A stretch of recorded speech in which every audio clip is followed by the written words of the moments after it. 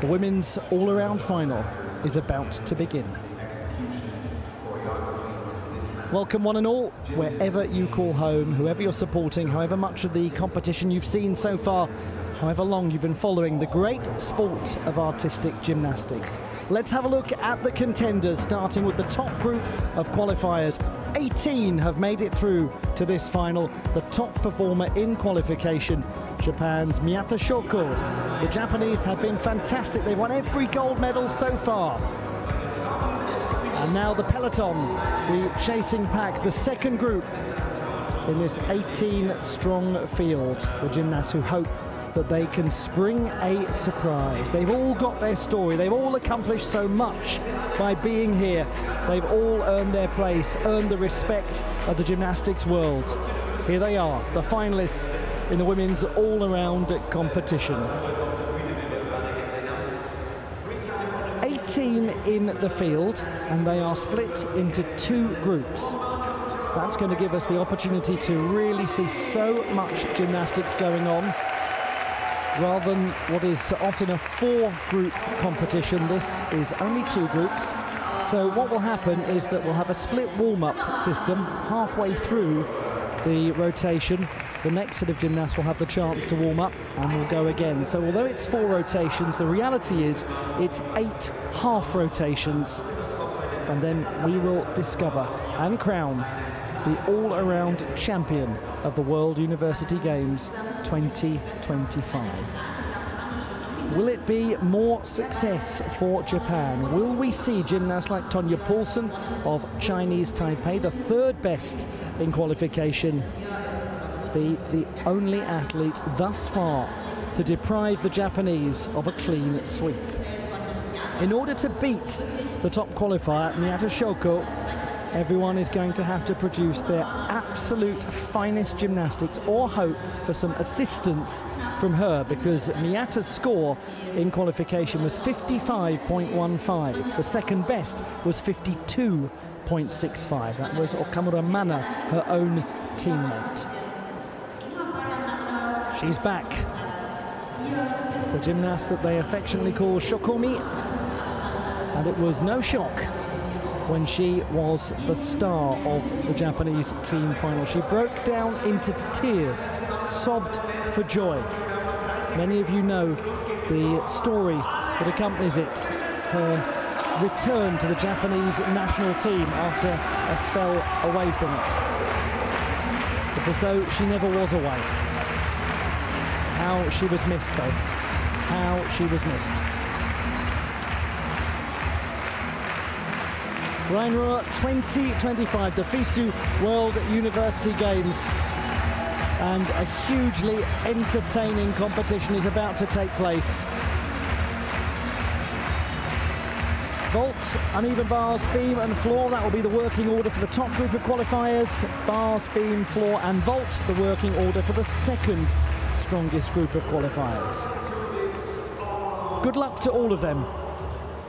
The women's all-around final is about to start.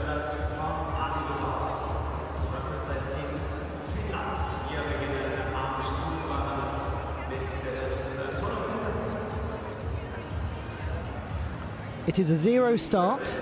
The qualification scores do not apply, but we will refer to them to give you an idea of some of the data trends. Who's moving up, who's moving down, who has room to develop their score. Ada Hautala, representing Finland, a student at the University of Oulu. Oulu is a city in the north of Finland. It has one of the largest universities in the country. She was the 12th best in qualification, started with 12.7 on the uneven bars. Setting up for the straddle Jaeger somersault and performing it well. And Akachev also performed smoothly.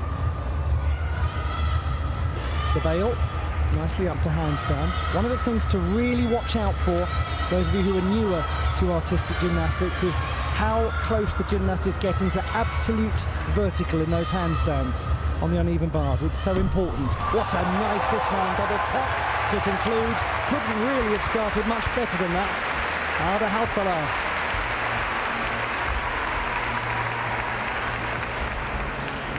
She competed at the Youth Olympic Games in 2018.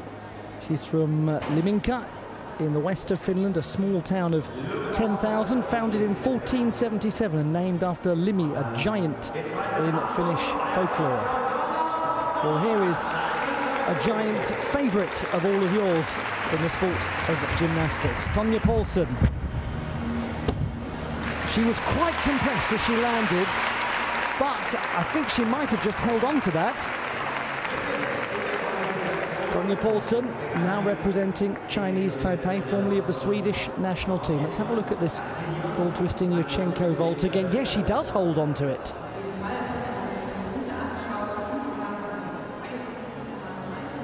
That was a beautiful save.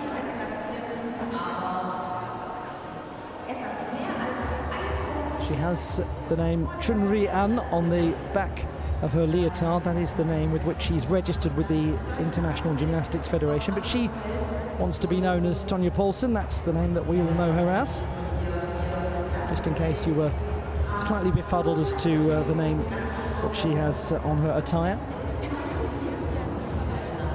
It's for the athlete to determine what they wish to be known as. It's a basic right that we all have. She is going to be studying at the University of California in Berkeley. University near San Francisco. What a fascinating city.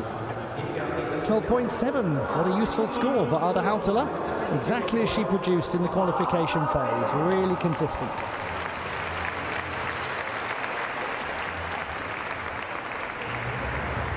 Here is a gymnast who deserves plenty of plaudits. Those of you who are maybe newer to gymnastics might wonder how common it is to see a gymnast from Luxembourg out on the international stage. Celeste Mordenti, well, she's often functioning alone, but she's a veteran of World Cup competition. She's made lots of finals and has won medals, and she's having a great season, hit personal bests in qualification. Oh, what a lovely pack salto. Transitions with the Maloney and then the Ginga somersault. She's really strong on this apparatus. 13.4 in qualification. Double layout to conclude. Sharp as a knife, Celeste Mordenti.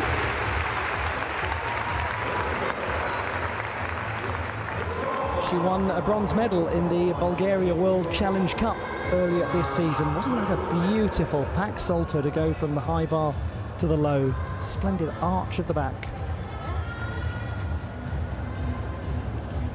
Tonje Paulsen, 12.8 for her full twisting Yurchenko vault. That's only 1/10 down from qualifying. We look at Okamura Mana of Yokkaichi University in Japan. Second best in qualification. Now her vault score was 13.1. And she's vaulted well. Some landing adjustments taken. Where we're really going to be watching Okamura Mana carefully is when we get to the balance beam, because she's the reigning Asian Games champion on the apparatus, and she scored 14.4 in qualification. So Okamura Mana is somebody who could be a little lower than her second place in qualification suggests until we get to the second half of the competition, and she may well fly up the standings depending on what she does on beam. That will receive a 4.4 difficulty. So that's 2/10 higher than the difficulty that we saw for Tonje Paulsen.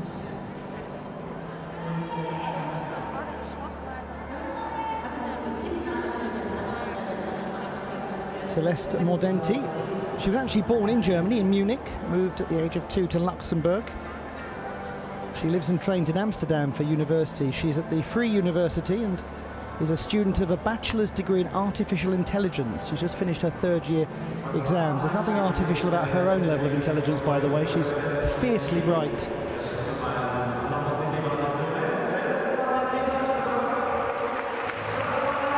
She's actually the reigning Dutch champion on the uneven bars. 12.9, so it is a little lower and the qualification performance, she'll be thinking as well about apparatus finals to come tomorrow. For the Spanish team that won a silver medal yesterday, Lorena Medina, her second team honours at the World University Games. She too uses the Maloney to transition from low to high. She also employs the Ginger.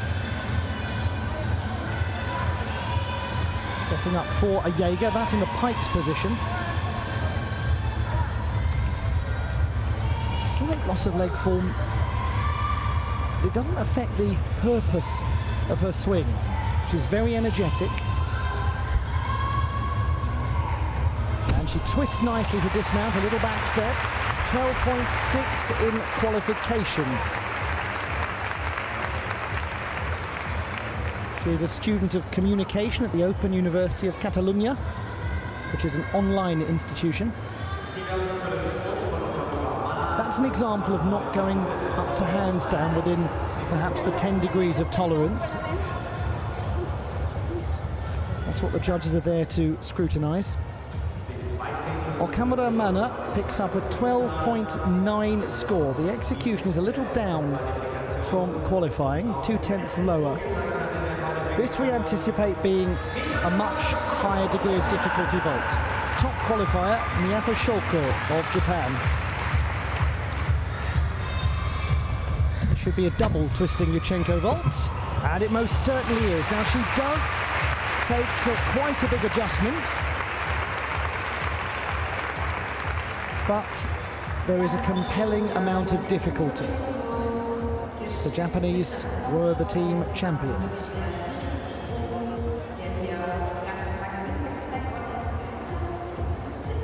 The key thing, and I'm sure many of you know it, is that there is an extra 8/10 of difficulty in the double twisting Yurchenko compared to the full twisting Yurchenko.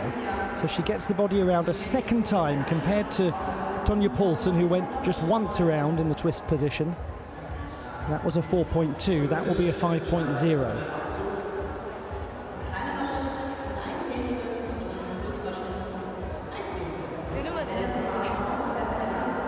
It may not be quite as high as her qualification score, which was 13.95, because of that quite pronounced landing adjustment.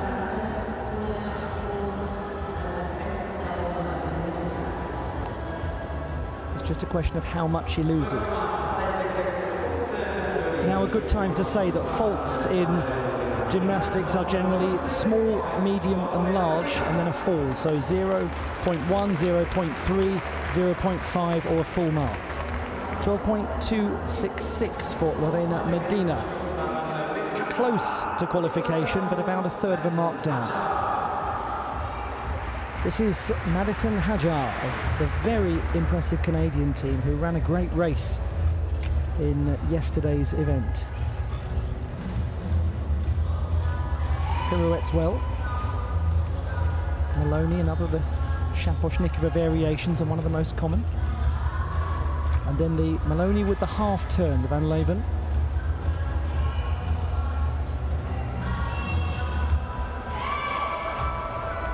Performed the straddle Jaeger, but yes, I was about to say, worried that she'd lost some of the swing, and despite her best efforts to fight through that, she has had to come off.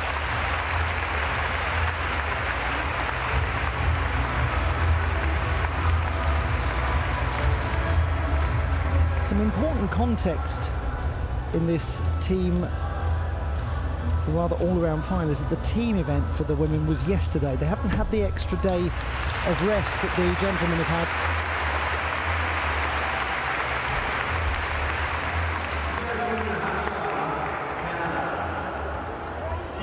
Madison Hajar attends John Abbott College, where she's a very well-regarded student.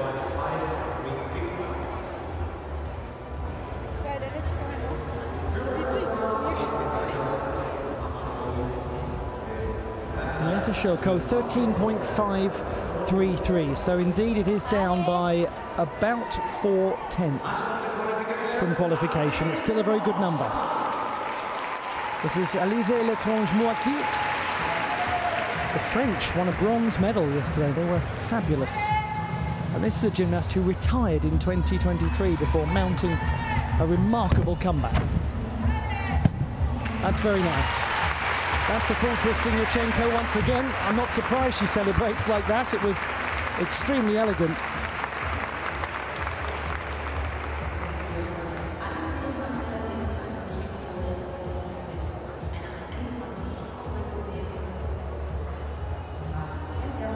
She has a purposeful run. Strikes the springboard well, is very central as she comes off the table.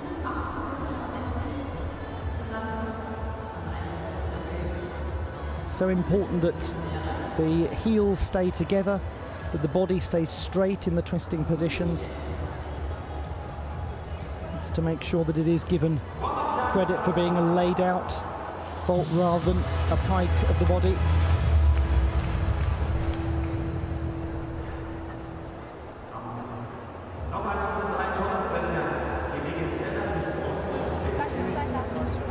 It will get a good score. Madison Hajar, 11.066. So regrettably, she is just over a mark down from qualification, and the unintentional dismount from the bars indicative of that. 13.133. That is a little better than qualification for L'étrange Mouaki. How wonderful to see a gymnast step away, have a think, choose what life holds for them, seize control of their destiny, take agency, come back and perform as well as she's done since coming back, now an international medalist with her team.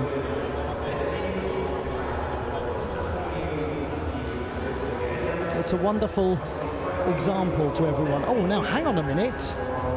Well, that's a big old change, isn't it? Celeste Mordenti, 13.2 from 12.9. So she and her coaching team made a very wise decision to challenge the score. As I'm sure many of you know, you can only challenge difficulty, you can't challenge execution. And the superior jury, given the chance to review the routine, have concluded that there were 3/10 of difficulty not awarded correctly in the first instance. Judges are, after all, human beings like the rest of us and deserve grace when they don't get it right, just as we all deserve grace when we don't get it right. We just saw a gymnast there in Crystal Lake who got virtually everything right in qualification. She was fantastic, the British athlete.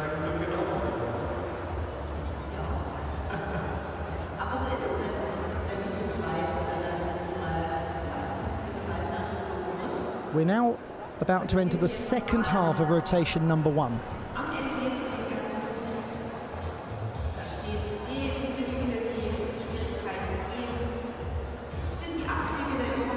It has been a very interesting start to the competition. What we've seen so far is no clear data trend. A few gymnasts have gone up, a few have gone down. It wouldn't be a surprise overall to see slightly lower scores than yesterday, just because of the lack of time the athletes have had to recharge after the team competition. There's a gymnast who was a great contributor to her team, the Australian Kate McDonald. She even did a vault, which is not normally something she does. We talked yesterday about how she would have all-around aspirations because of the quality of her other scores, and indeed she's qualified in 17th place for the all-around final, despite not normally being somebody who vaults. She certainly does the bars very well.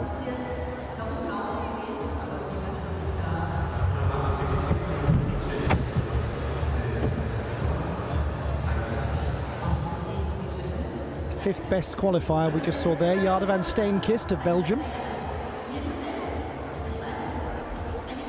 She's another gymnast who has talked about the feeling of having batteries recharged. It's been a wonderful thing to see over the years, the average age of elite level gymnasts get higher and higher, careers get longer and longer. And athletes take time away, step back from the sport at elite level, focus on their studies, focus on something else, complete their judging qualifications, complete their coaching qualifications, get a master's degree, come back and hit the elite level again. Sometimes people do their very best work after they've had a little breather. And a lot of these athletes will tell you that having something else in their life other than the gym 24/7 has made them far better when they are in the gym. Because all of us in life, no matter how much we love something, no matter how much we adore our jobs or we adore our hobbies, we have to have a balance that allows us the opportunity to pursue other things and hopefully come back recharged to our principal interest. And that is one of the great aspects of the World University Games. It's at the heart of the ethos of the FISU movement. At the heart of the FISU artistic gymnastics competitions is that nation and that flag, Japan, winning everything. What about today? This is the second half of rotation number 1. Perfect place for her to start. Kate MacDonald of Deakin University, named after Alfred Deakin, founding father of the Australian Federation.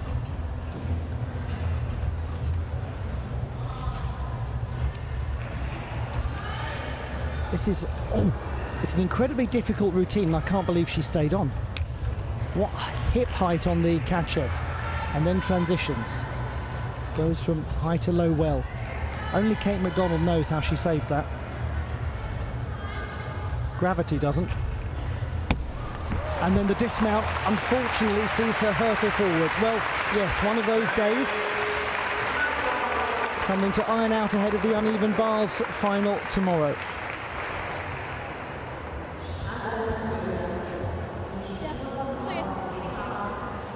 Hear how philosophical that reaction was. She's 24. She is one of those athletes who has a wide range of interests away from the sport. She did a 5-week surfing course not so long ago.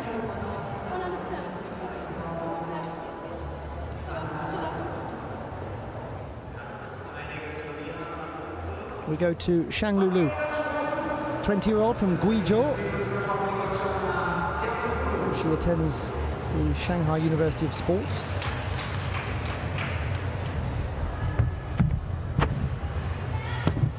Another of the full twisting Yurchenko vaults, and that was planted like a tree.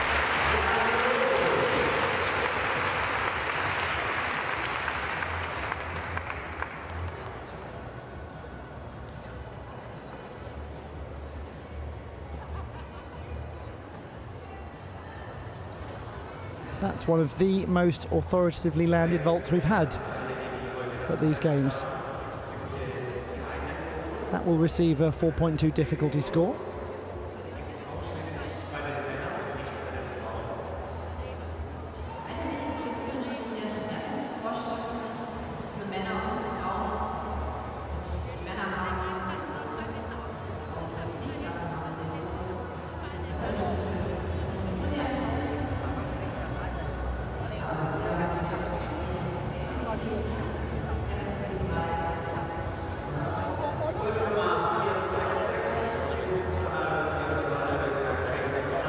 MacDonald's score is 12.466, so it is a drop of almost 2 marks compared to qualification.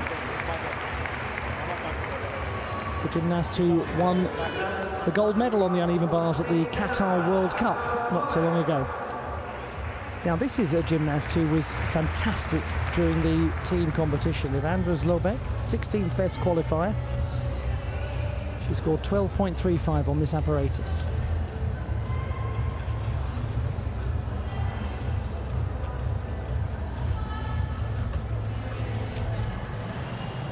There isn't an enormous amount of pace to her swing, but it's very controlled. And the handstand was hit very much up to vertical. And she got real height in the straddle Jaeger somersault. And then the dismount also gave herself plenty of time. She's a very effective gymnast. She won the silver medal on the uneven bars at last year's Pacific Rim Championships. Wonderful event, the Pacific Rim Championships. Brings together so many nations.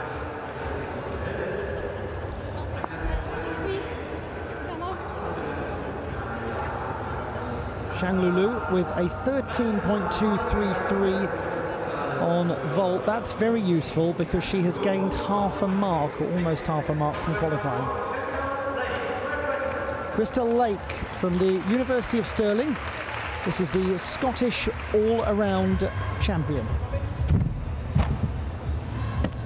Lovely start, full twisting Yurchenko.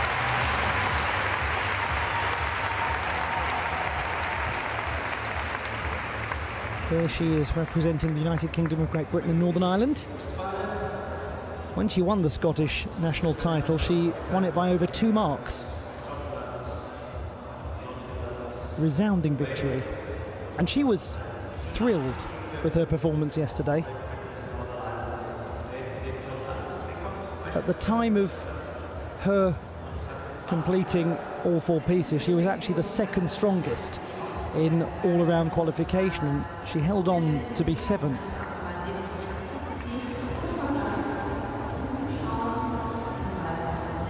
That's why she is part of the top group, along with Miyata Shoko.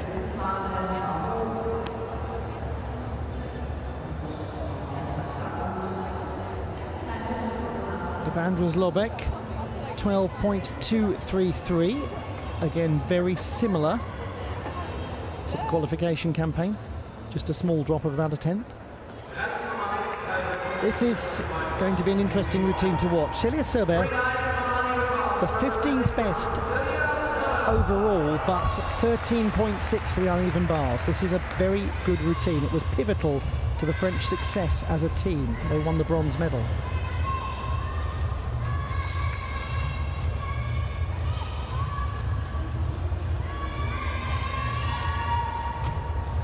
Was an effortless looking Ginger.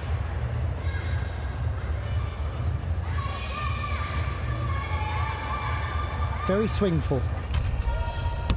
Beautiful. Just beautiful. Double layout to dismount. She made it look like a stroll in the park.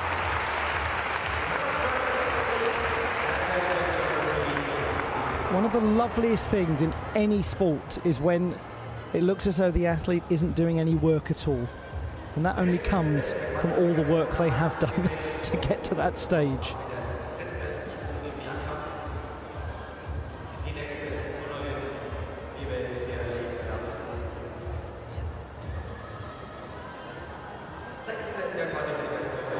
That should get a very good execution score.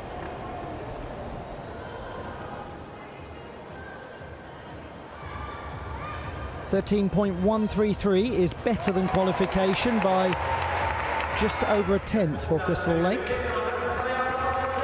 This is Zelina Kickinger of the hugely prestigious University of Vienna, the oldest university in the German-speaking world, founded in 1365. And she is the all-around champion of Austria. 6th best in qualification.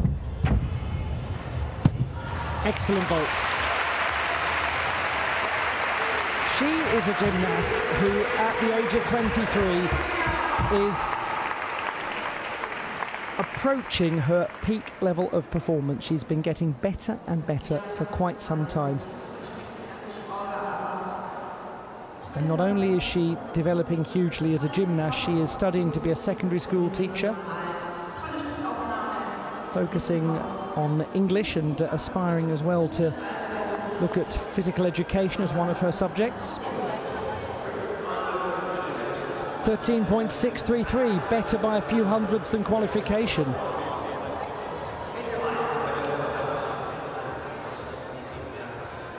To Veronica Mandriotta of the University of the Italian Chamber of Commerce. 12.95 in qualification. 14th best overall.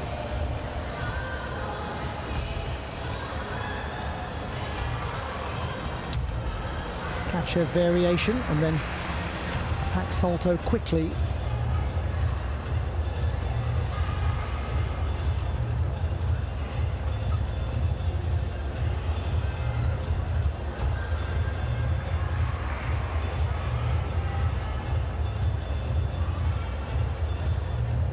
Twists nicely to dismount. Veronica Mandriotta is from Monopoly, a town in Bari in the southeast.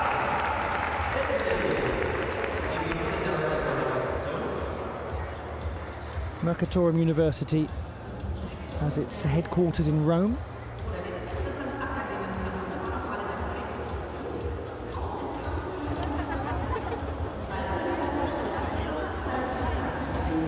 Zelina Kickinger, 13.266, small improvement of a few hundredths from qualification. Her full twist in Yurchenko.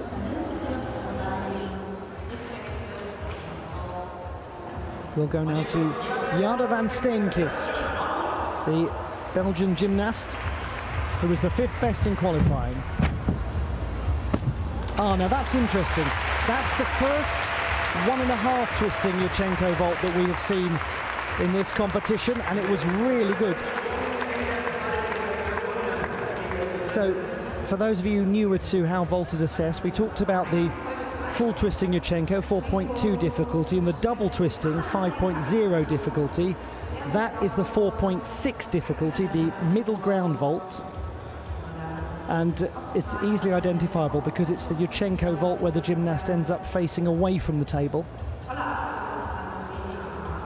If the body were round slightly more, then they would be back facing the table again, as they do for both the full and the double twist.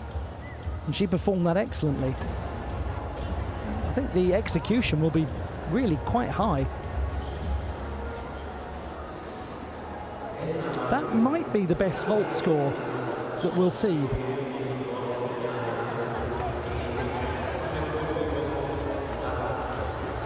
Because even though she's got 4/10 less difficulty than Miyata Shoko, the clarity of execution might outweigh it. 12.833 for Mandriotta. She's only about a 10th down from qualifying, quite consistent.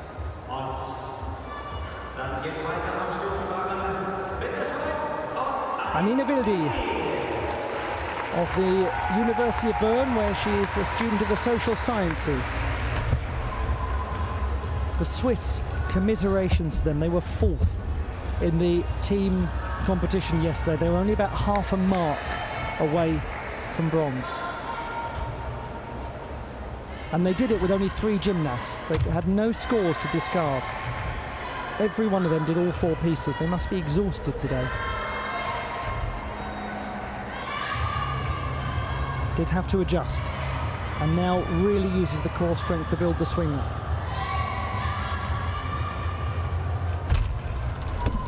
Ooh, it was a wild dismount, but it was ultimately controlled. Honestly, with everything that the Swiss gave for the team cause yesterday, goodness knows how they managed to actually roll out of bed this morning and go for breakfast, because their work rate was phenomenal. Hope they all had a good night's rest.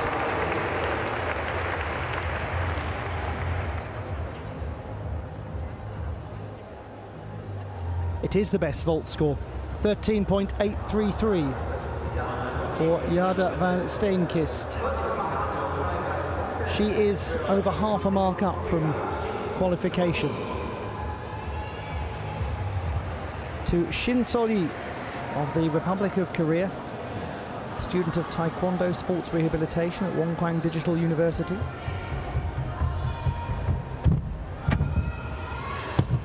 And that's an excellent full twist in Yurchenko vault. And don't they know it? The Republic of Korea team watching on. The gymnast who turned 21 just about 2 weeks ago. She's plumb on the line in the centre.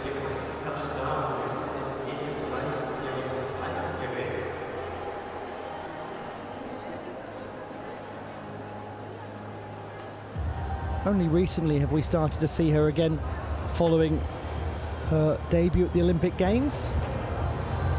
Natural to take a little time out and recharge. 11.8 is the score of Annina Wildi.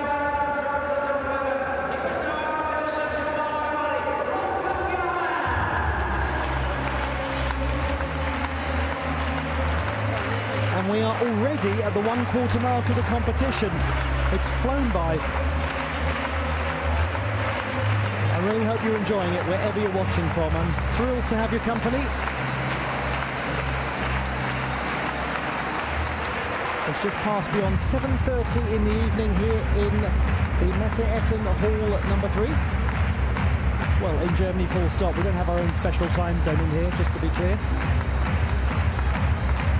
Well, actually, we're on Japan time in here. That's what we're on.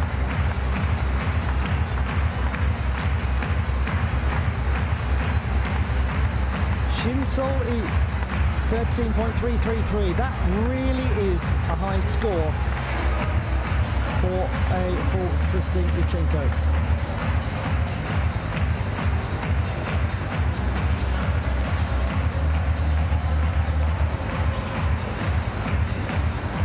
Where we find ourselves is with Jade van Steenkist leading at the end of the opening rotation. Her decision to produce a Yurchenko 1.5 has really paid off. Celia Serber second, Miata Shoko third.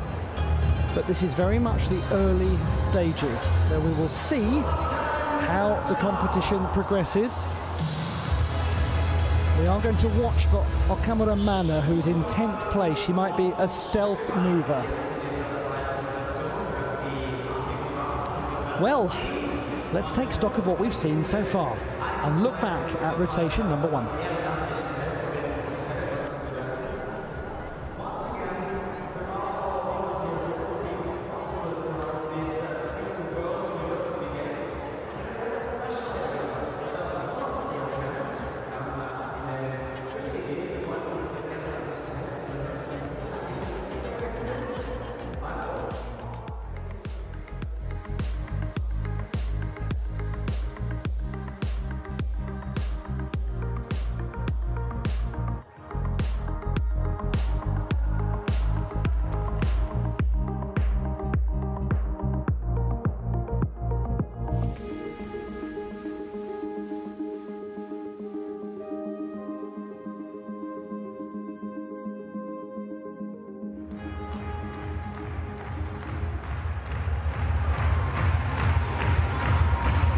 Into rotation number 2 now. Jade van Steenkist will get things moving in rotation number 2 on the uneven bars. And what's going to be interesting here for the Belgian gymnast is that she scored 11.65 in qualification on the uneven bars. If there is an area in which she can significantly improve her numeracy and move potentially from 5th into being a medal contender, it's right now on the uneven bars. So we will gain some clarity. It might be one of our first key points of clarity in this competition.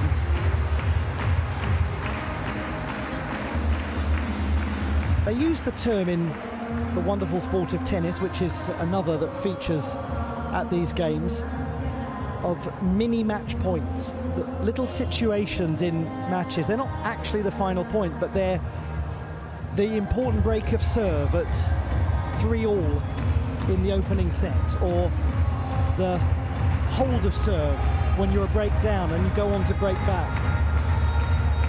It's almost an interesting analogy to think about in an all-around competition, the mini match points, the decision to upgrade a vault that gains you a few extra tenths, where you get through the uneven bars and you gain the mark that you didn't have in qualification, that extra mark maybe because you came off the apparatus. The competition isn't determined by the last thing the athlete does. It's determined by a whole series of almost mini match points throughout the 4 rotations. It's the same with a team event. We all remember in team competitions one huge moment, but it's a 12 routine competition, and actually it's crass to boil it down to a single instant, a single foot in the right or the wrong place here or there.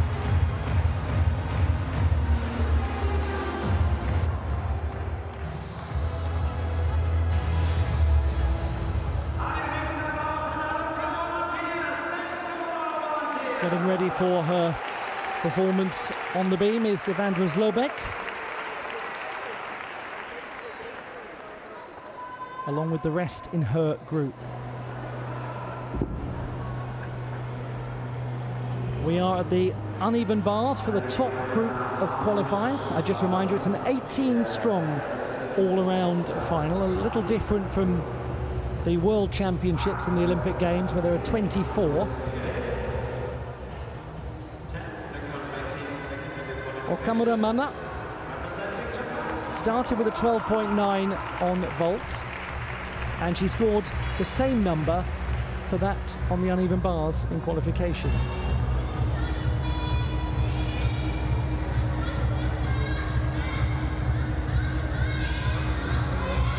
Did have a little adjustment, but she controlled it. Uses the Maloney and then a lovely looking pack salto.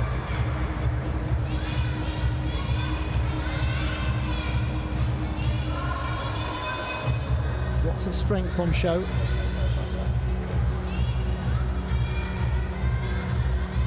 Now she moves into the piked Jaeger somersault.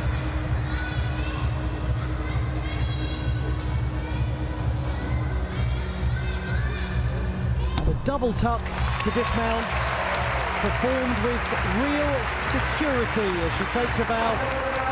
Okamura Mana. She recently won the all-around bronze medal at the prestigious NHK Trophy for the second year in a row. When she did it the first time, it earned her ticket to the Olympic Games. Let's pick up once again with Celeste Mordenti, who's going to the beam. This could be a place where she has an opportunity to improve her score. She got 11.7 in qualifying. Switch leap mount to begin.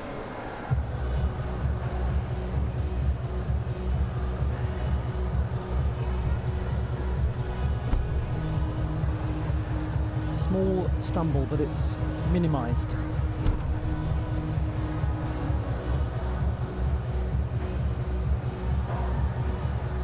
The execution judges will look to see that the legs really come up towards horizontal in the leaps and the jumps. Oh, lovely alignment in her acrobatic series.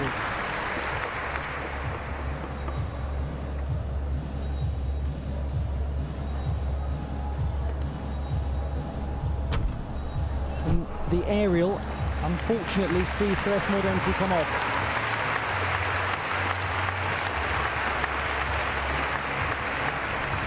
Quick reset, back on the apparatus. 10 seconds only to remount the beam after you come off it. The timer begins when the gymnast gets to their feet.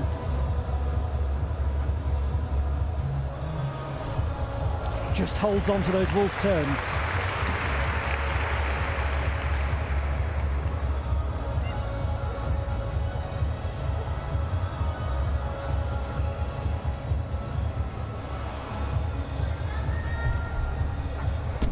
And she does produce a good dismount. That is an example of maximising what you have after coming off the apparatus. She got very purposefully back on with the routine.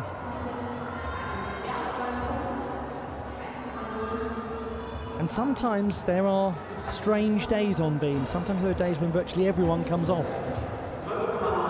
12.9. Okamura Mana, exactly the same as qualifying. So the first half of her competition is done. She next goes to beam, where she is the reigning Asian Games champion. Miyata Shoko scored 13.7 in qualifying. She starts well.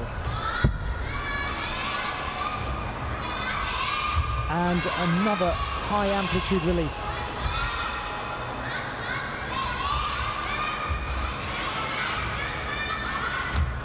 And the Ginger, that's a lot of busy gymnastics.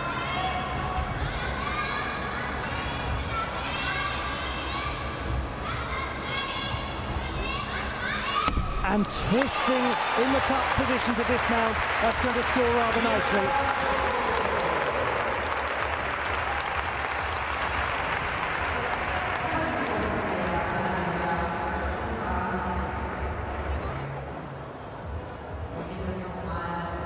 Real amplitude, and then a lovely arch of the back in the pack salto to give it a graceful quality. A lovely mixture with Miyata Shoko of that which is high impact power and that which is very balletic.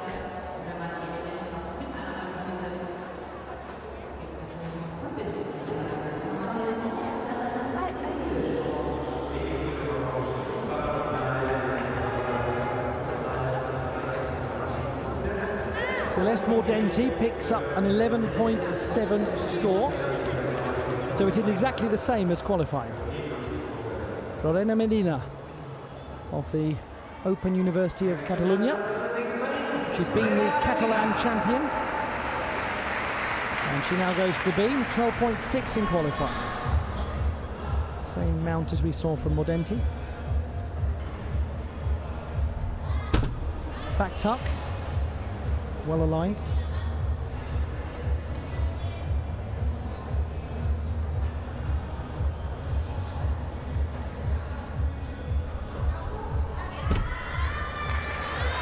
Great fight, well done, well done.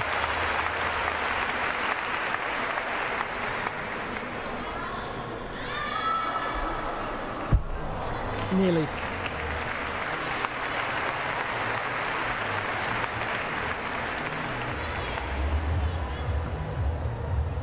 Again, I remind you that the Spanish team were performing in the last subdivision last night to win that silver medal. It would be no surprise whatsoever to see Lorena Medina perform at a level below that which we saw 24 hours ago. Because she was such a crucial part of the team success, especially on floor at the very end.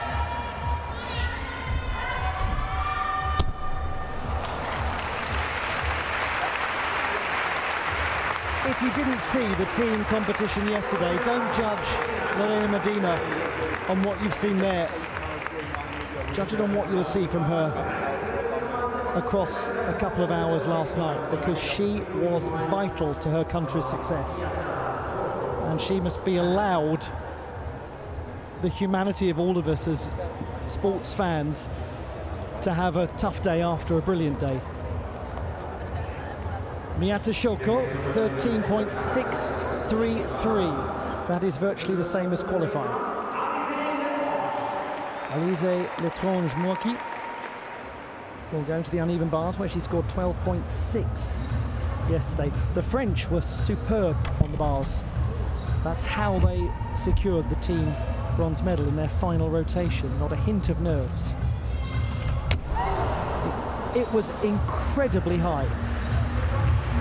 The attack of that Jaeger somersault was so full of ferocity, and she just lost the angle a fraction. The hands were a fraction away from the bars.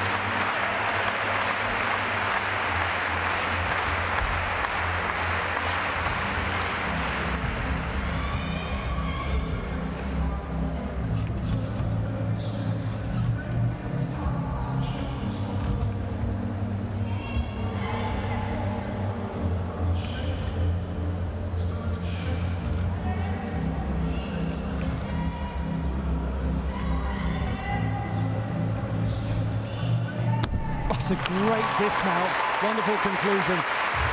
In my very early days commentating artistic gymnastics many, many years ago, I asked an elite gymnast about that sensation of falling flat from the uneven bars, and they said, well, it's not pleasant, but it happens so often in training, we just get extremely used to it. It does knock the wind out of you. It is something that probably to those of us watching is the most severe moment. It might actually be the dismount that was the most severe thing for l'étranger Mouaki, because I think she might have jarred her knee as she landed. 10.366 for Lorena Medina. Those can be the more unpleasant moments for gymnasts, when the knees take a real impact on the landing. Madison Hajar goes to the beam, 12.9 in qualifying. It was her strongest performance.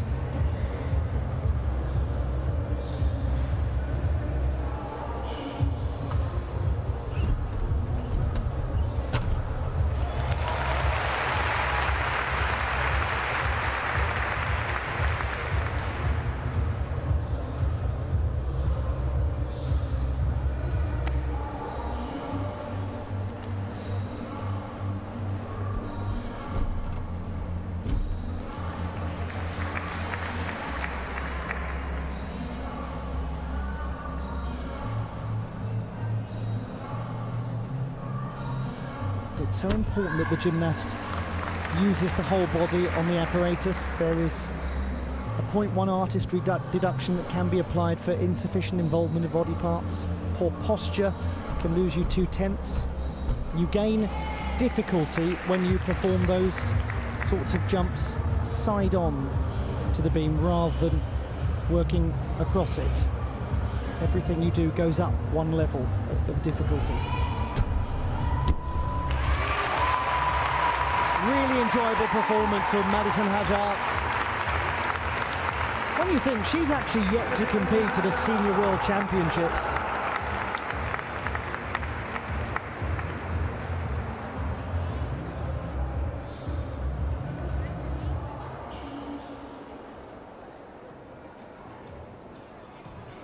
We look back at the Canadian's performance.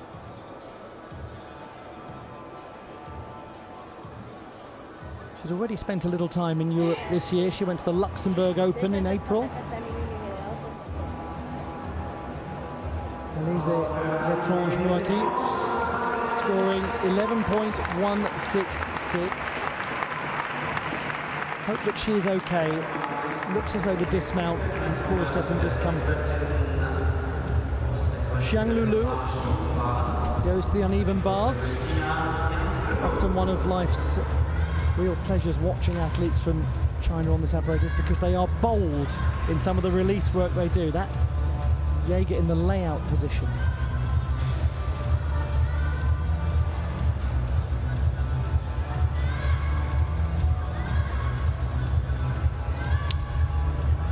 Didn't look as though she was going to get sufficient height in that Ginger, but she certainly did. Did have a loss of handstand and has built the swing back up. Twists and tucks round, but it rather deteriorated in the air in terms of the shape.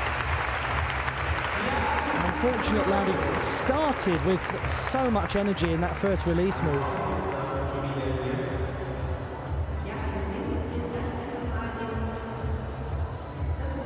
Does pirouette well too, but that layout Jaeger somersault. Don't think we've seen that from any other gymnast in our televised coverage at these games. That's if my memory serves me correctly. Madison Hajar, 12.766. Virtually where she was in qualifying. To the reigning Commonwealth Games balance beam champion, Australia's Kate McDonald, a student of environmental management and sustainability.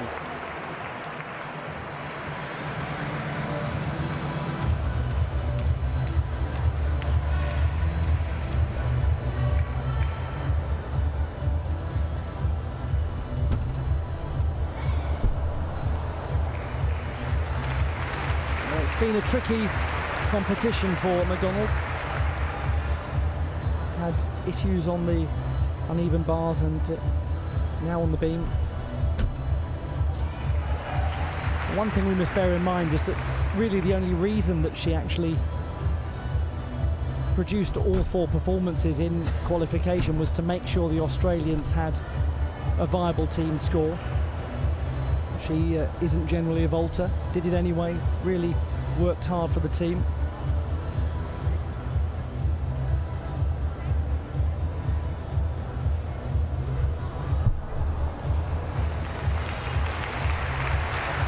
And as a result of working so hard for the team, she's maybe just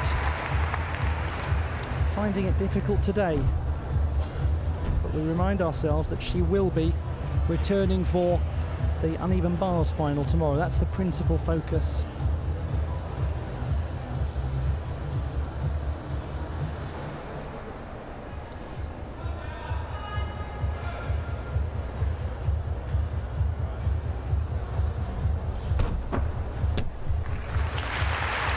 It is a good conclusion for Kate MacDonald, but it would be absurd to pretend it was the beam performance that she was hoping to deliver. She's wonderful on the apparatus and on the bars. I mean, she did say that when she went to the Commonwealth Games, it was the bars gold medal that she was aiming for, and was completely shocked when she won the beam title.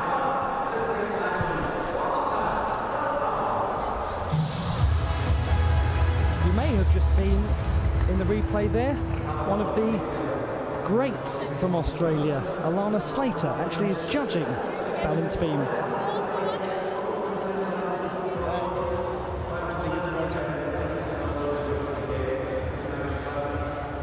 Shang Lulu, 12.933. So she is down by around a mark from qualification, not quite a mark.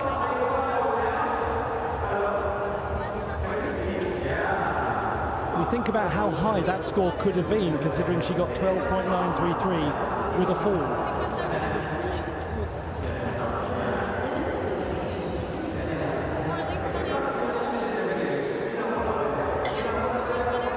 One wonders if she's even aware of it being Alana Slater, one of the judges, because she naturally will have grown up watching her and admiring her.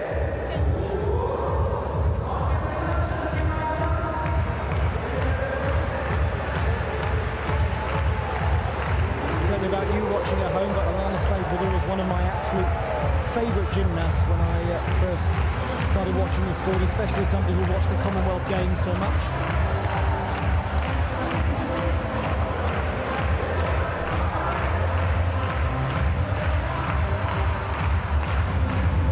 It's working its way round the building of Rhein 2025.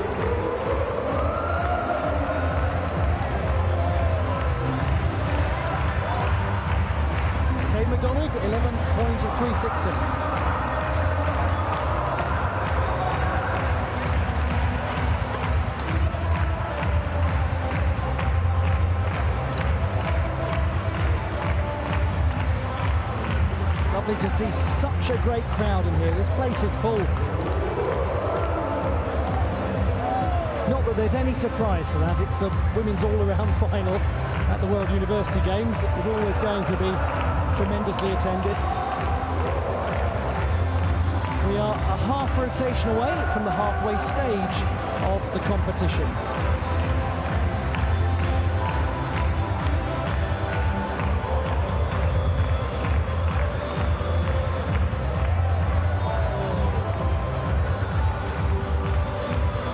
It's very noisy in here.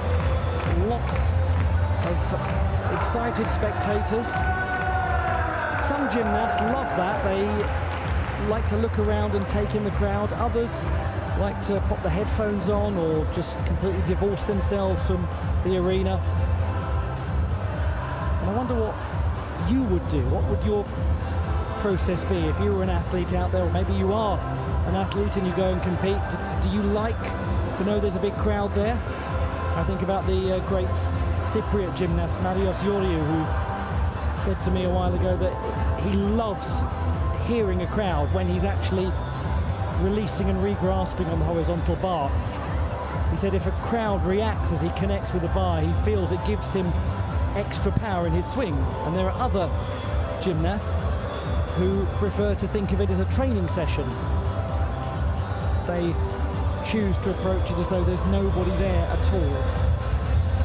There's no right way or wrong way, that's just your way, and if it works for you, then you must go with it and make it part of your routine.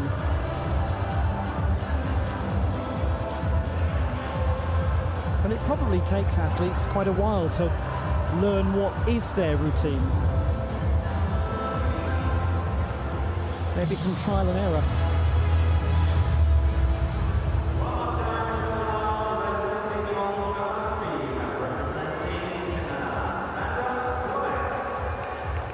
This is a gymnast who is a delight to watch on beam, Evandra Zlobek of the Colegial Internacional Sanan. She opens with the candle mount.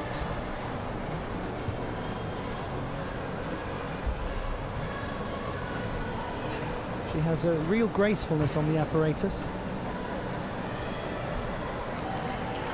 Well-controlled wolf turns.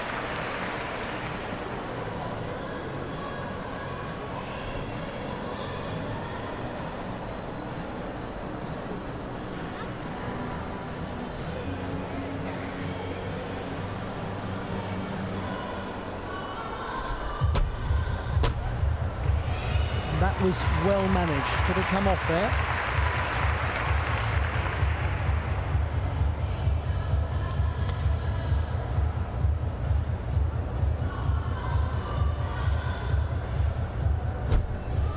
That was quite an effort to get the legs up to horizontal, and maybe just marginally lost her alignment as a result, but she's attacking the leaps and the jumps.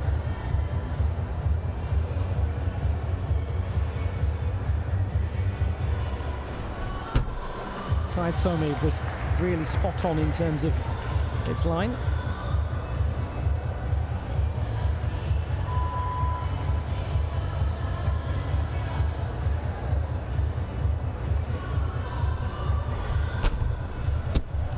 And she does take quite a large step as she dismounts from the balance beam. Very engaging gymnast, that she has a balletic quality on the apparatus. A lot of what she does with her arms, particularly her hands, is very stylish.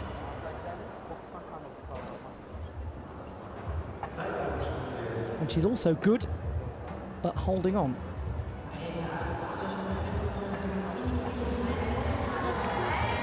The only member of the Canadian squad here from the athletes who won the silver medal at the Pan American Championships.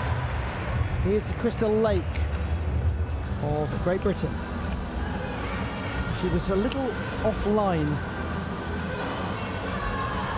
Was almost in a diagonal position to the bar.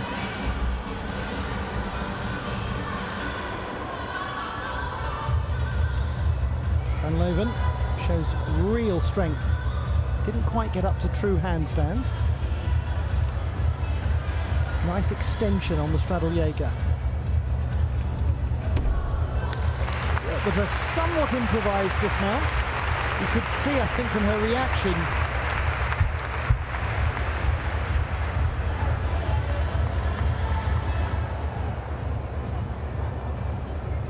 well, not 100% according to plan from Crystal Lake, but she landed it.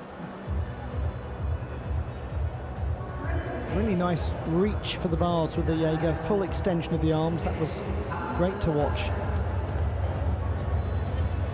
She's been a medalist at the Northern European Championships representing Scotland. 12.3, Evandra Zlobek. Only 1/10 lower than her qualification performance. Now, a gymnast who is in second place as of the previous rotation. France's Cecilia Seber. Two big displays coming up for her. 11.95 on beam, 11.85 on floor.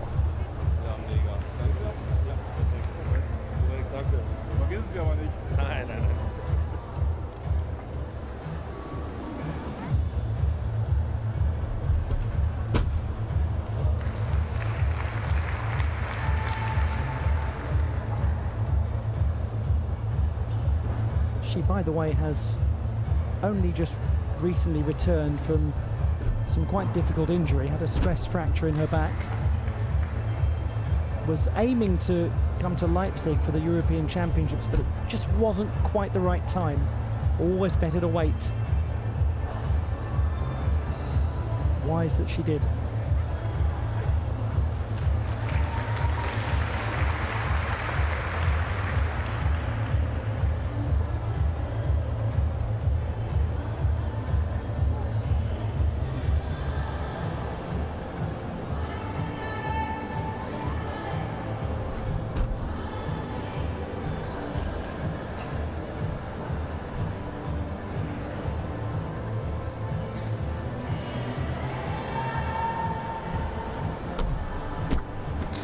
Excellent, and interesting to see how that compares to qualification from Celia Cerber.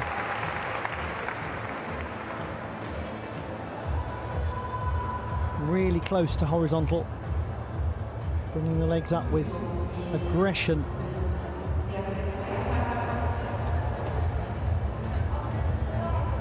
.12.2.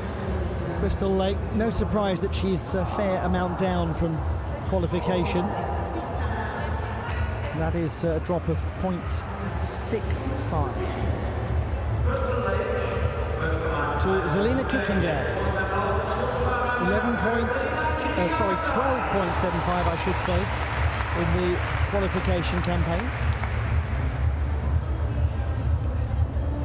Maloney and Pack Salto. Common opening sequence, and then the popular Van Leeuwen.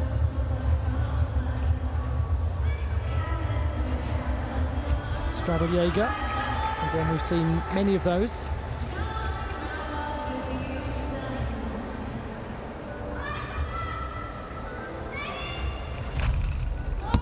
Nothing about that routine that seemed to cause for concern. Nothing whatsoever. Not just the champion of her country in all-around gymnastics, but the uneven bars champion. And that was a couple of years in a row. We're getting very used to seeing Zelina Kickinger in major all-around finals.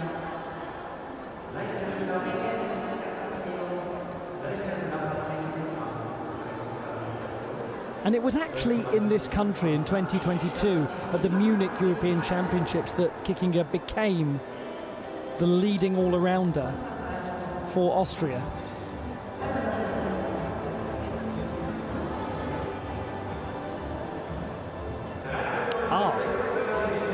Now then, that is 13.066, and it's over a mark better than qualification. Veronika Mandriotta next to go to beam, 11.65 in qualification. Nice opening sequence. She's been a champion at World Challenge Cup level on this apparatus.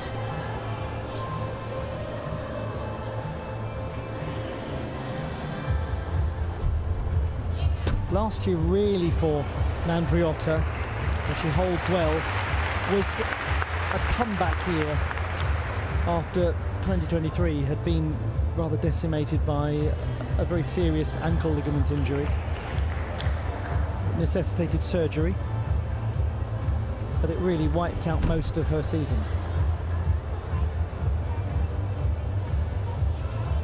She still managed to be the reserve for the World Championship squad, which was commendable.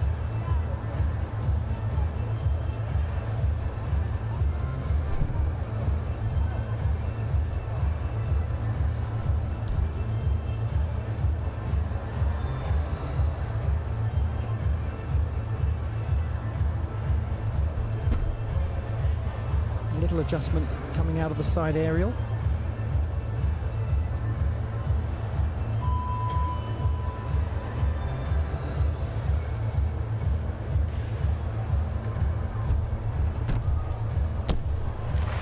And a well-controlled twisting dismount from Italy's Veronika Mandriotta of the Mercatorum University, the University of the Italian Chambers of Commerce. But we are still unclear as to who will be banking the all-around gold medal. Selina Kickinger, 12.966. That is an improvement of 0.2 from qualification. This is Jana van Steenkist, the leader after rotation number 1, courtesy of her impressive and upgraded vault. This is the big one, 11.65 in qualification. Needs, I was about to say needs to maintain her control on the apparatus and regrettably comes off it.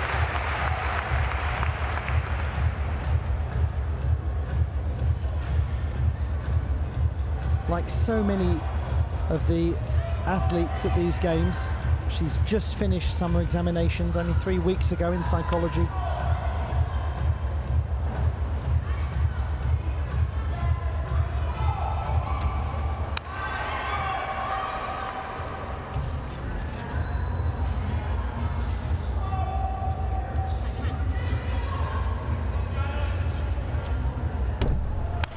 That's a good dismount considering the complexity at the start of the routine. We may be seeing a fair few gymnasts here who are fatigued, not just physically from having competed yesterday with no break. It's a very condensed program at these games, but also fatigued mentally. We all know what our university examinations take out of us. I'm sure there are many of you watching who've just been through some yourself and thought, okay, finally I've finished, now I can watch some sport and now I can relax, now I can go out with my friends again. For her, it's now I can get back to training even harder and come to these World University Games, which obviously is a great goal and something that will have motivated her through the exams, but we're only human and there's only so much focus a person can give to the various things in their life. And that added to just the day-to-day fatigue of having competed yesterday.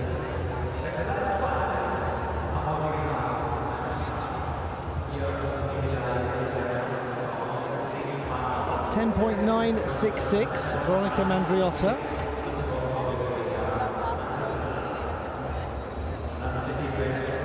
They look a little surprised. Maybe an inquiry coming.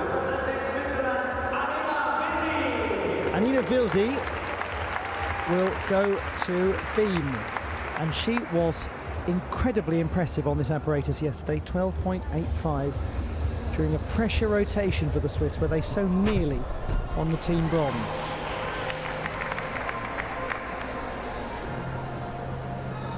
She's used to competing in Germany. She's represented the Bergheim club.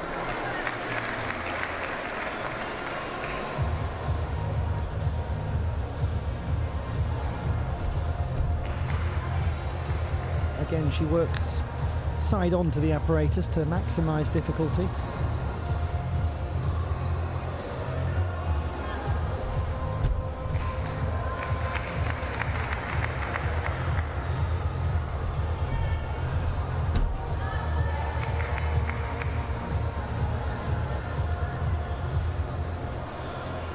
There were not many who had Switzerland as potential team medalists in the women's competition ahead of yesterday. They surpassed expectations. They clearly believed that they could be contenders. They were right to believe it.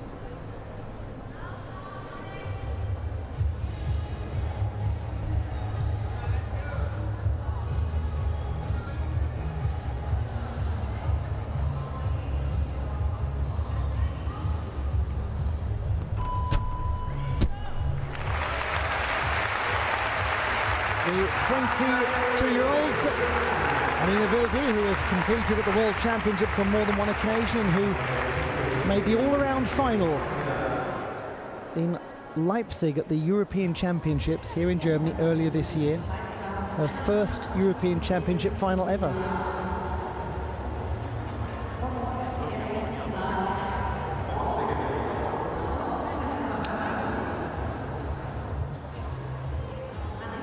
.533 is unfortunately a small drop in the score from qualification for Jade van Steenkist. It's a 10th lower. Now this is Shin Sol-yi, who was 4th at the end of the previous rotation.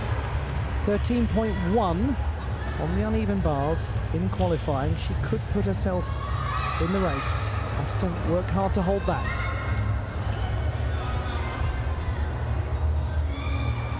Again, an uncomfortable moment, but one that she stabilizes.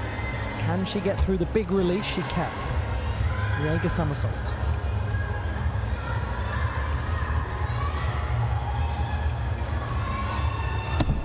And she does take a big step forwards on the dismount. Shin Sol-yi.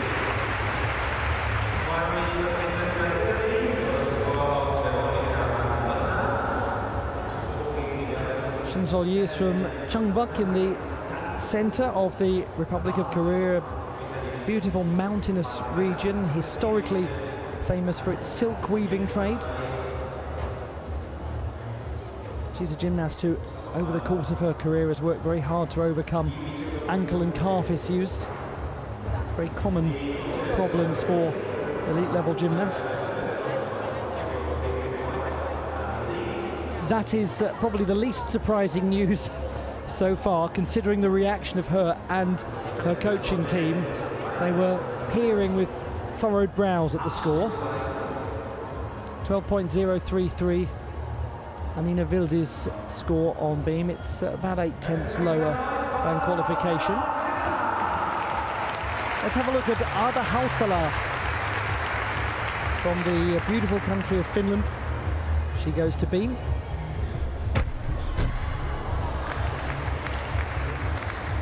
The Finnish squad, not through Ada Hautala, but another member of the team, has boasted the impressive distinction of having a gymnast from the northernmost university in the European Union here, the University of Lapland.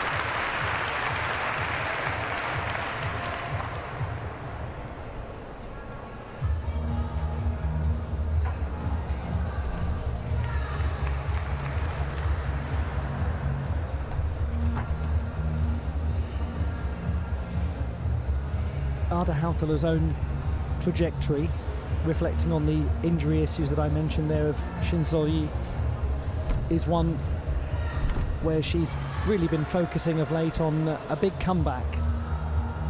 She had hip surgery at the end of 2023 after really trying to power her way through a lot of pain for quite a while to get to the World Championships and perform there. Several years of low-level discomfort built up to the point where she needed to act upon it, and wisely chose a surgical option and returned only in September of last year. It's a long gap out, most of 2024.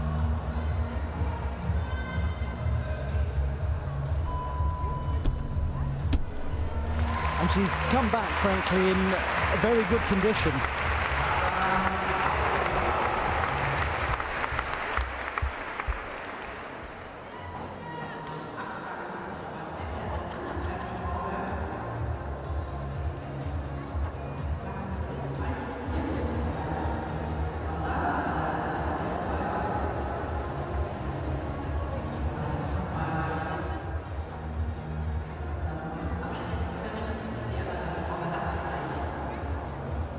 Time to move around and time to reach the halfway stage of this all-around final. Is the picture becoming clearer? We'll discover in just a moment. What about for Veronica Mandriotta, who challenged that 10.966 score, and there has been no change. It remains as it was.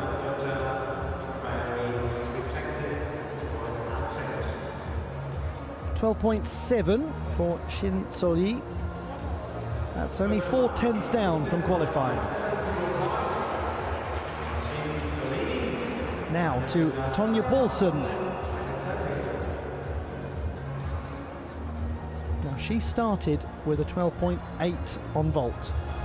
13.4 for this in the preliminary round.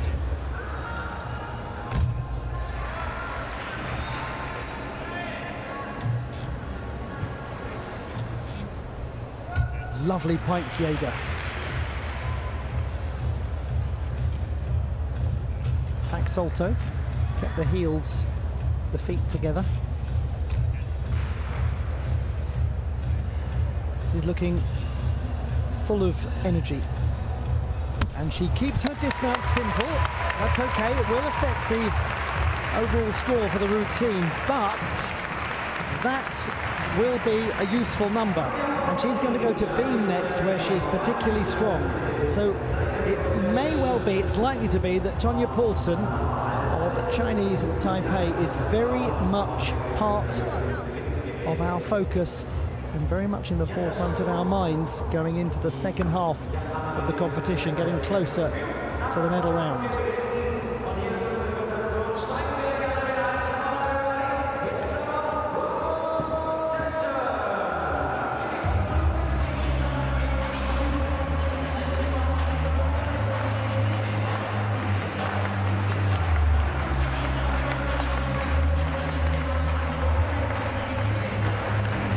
It's lovely to see her back in international competition, isn't it?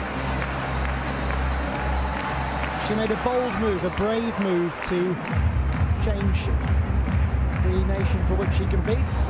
11.7 for Ada Hautala. She's spoken openly, Tonya Paulsen, about not being happy with the treatment that she received in Sweden. She received some quite unpleasant and frankly disgraceful comments of a racial nature after she announced her nationality change from some members of the public. And I hope she knows that she is a very beloved figure in the gymnastics world and is so popular the world over.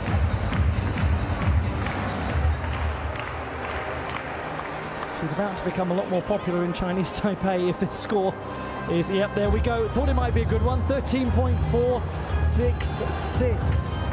How interesting. She's in the bronze medal position halfway.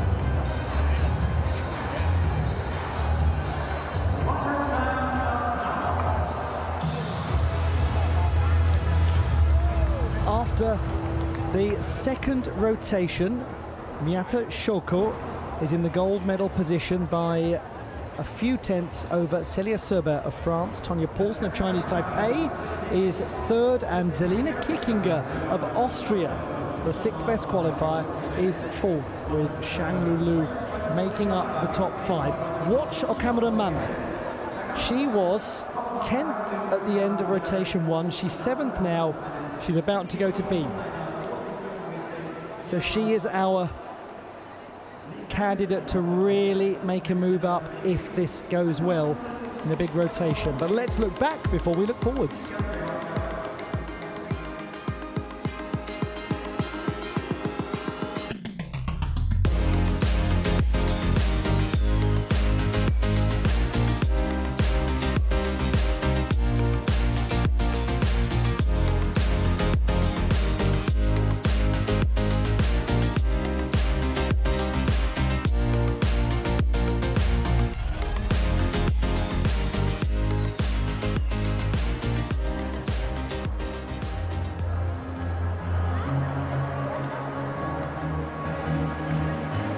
Rotation number 3. Jade van Steenkist, Miyata Shoko, Shinsoli, Zelina Kickinger, Shang Lulu, Elise Letrange Mouaki, Crystal Lake, Okamura Mana, Tonya Paulsen on the beam. Okamura is the one that we expect to be a candidate for a very high score. 14.4 in qualification. Miyata, 13.85. Paulsen 13.25, and there are other high scores in there as well. Shang 13.35. These are the gymnasts who'll be on floor, and Celia Serber, who is second at the moment, will be performing on that apparatus. Her floor score in qualifying was 11.85. We just saw on beam she went from 11.95 to 13.066.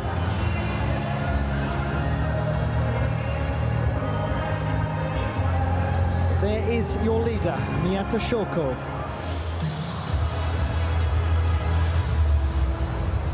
She had to pull out of the all-around final at the last World University Games. She withdrew ahead of the final rotation as a precaution.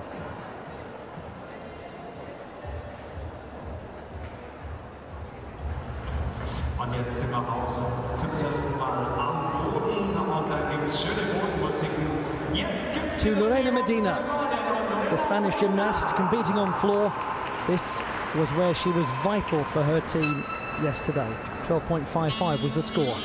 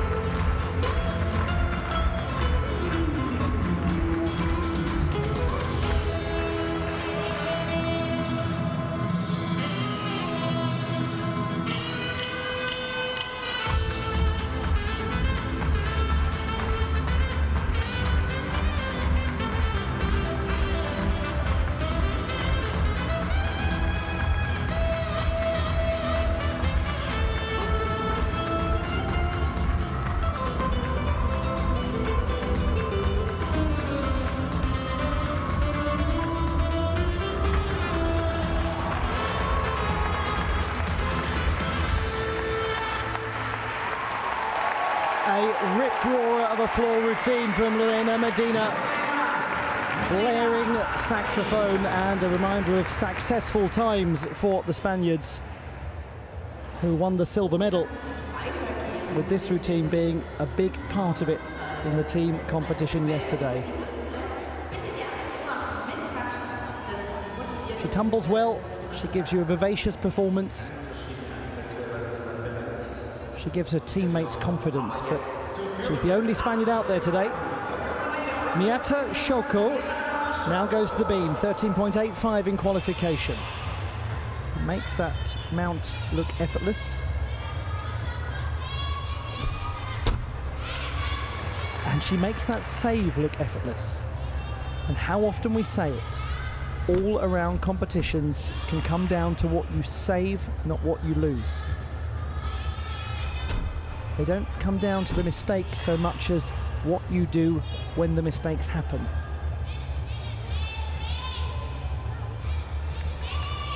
And that's another example. Just making it seem like that was completely planned. You may have thought you saw a mistake, you were wrong. That's what the choreography seems to say.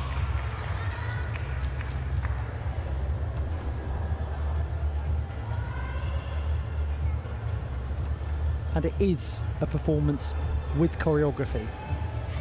It is artistic.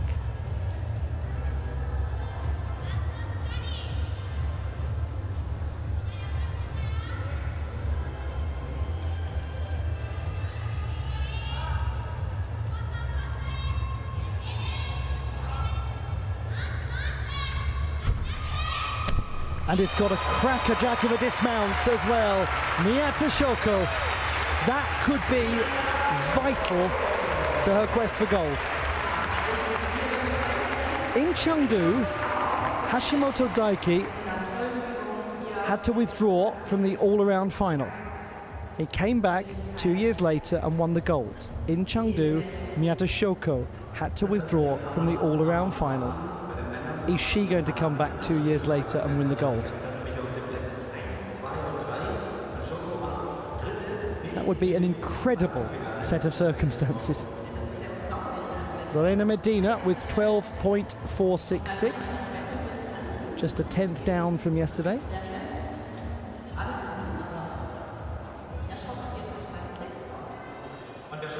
Madison Hajar next to perform on floor.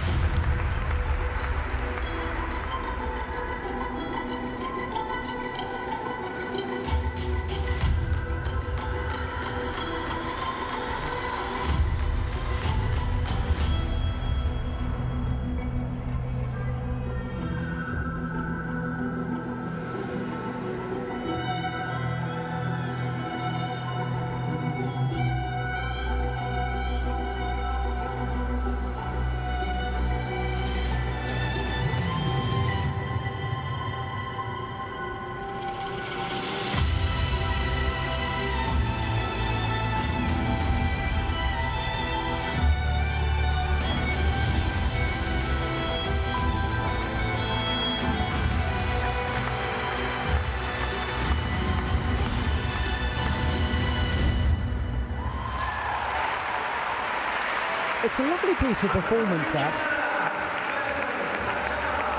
Really is narrative driven, and it all hangs together as a proper bit of theatre.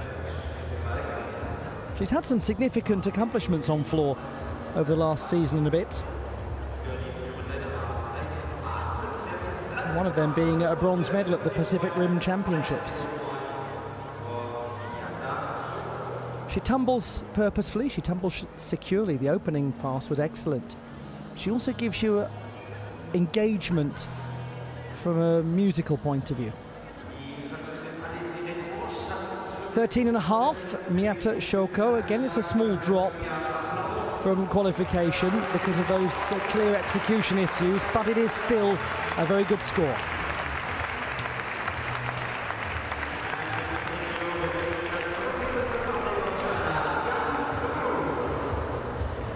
Shang Lulu of the Shanghai University of Sport. This was a very good performance in qualifying, 13.35.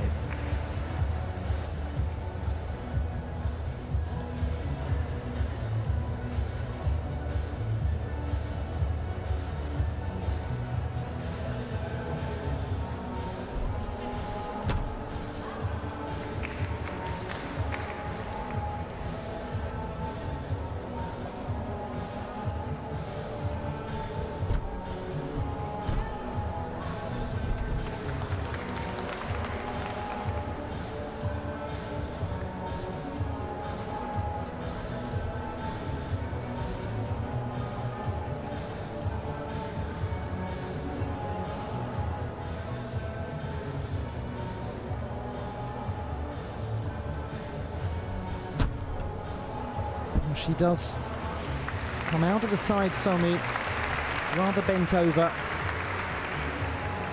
Small deviation from the correct angle and, as a result, off the apparatus.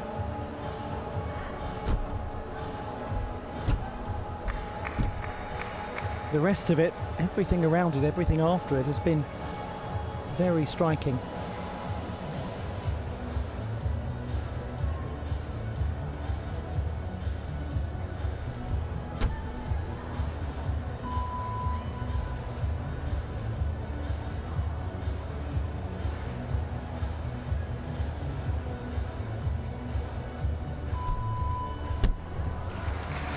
The performance of Shang Lulu of the People's Republic of China.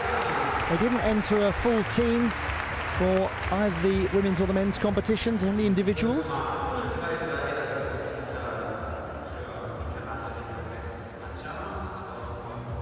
A very skilled gymnast on this apparatus. It was so unfortunate that she came off right at the end of the side semi.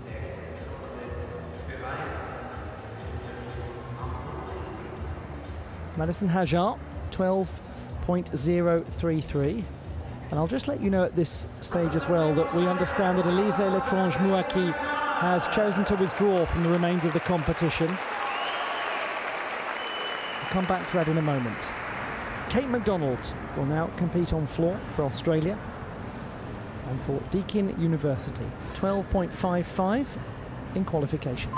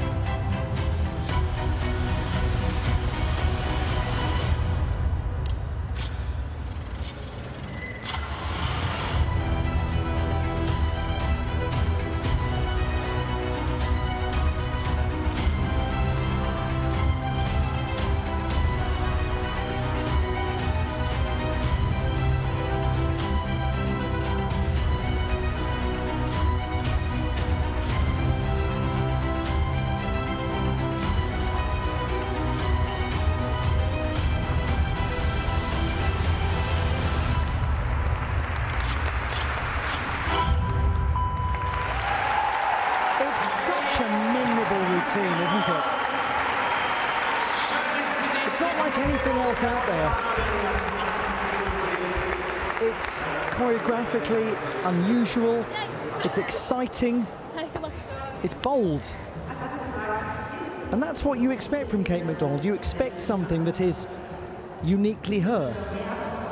It's wonderful to watch.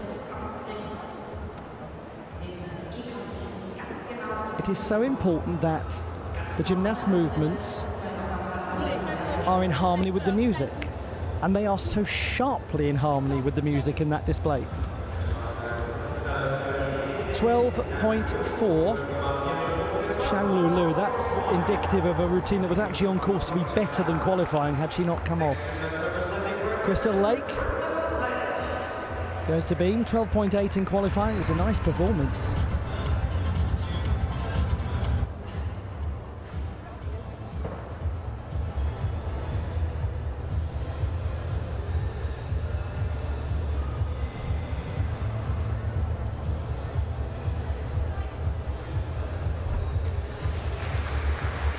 Stable turns.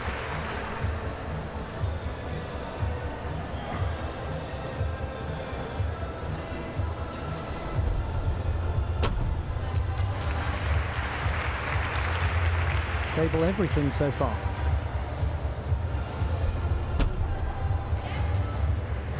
Free walkover.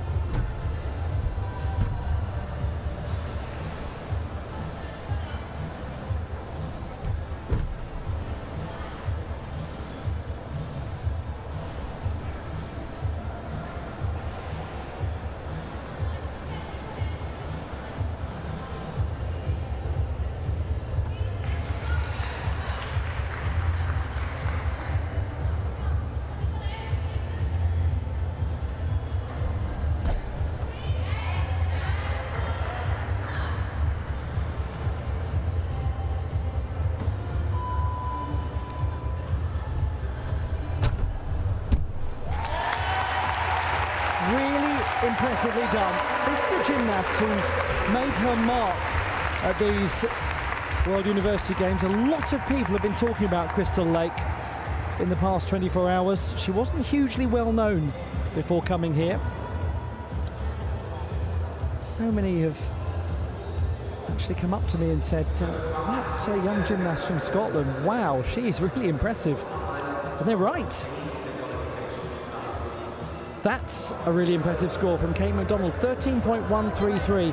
I spent so much time talking about how great the choreography was, I forgot to mention there was some really good tumbling in there, and it was brilliantly performed. just in case you hadn't noticed. Evandra Zlobek. This is a great floor routine.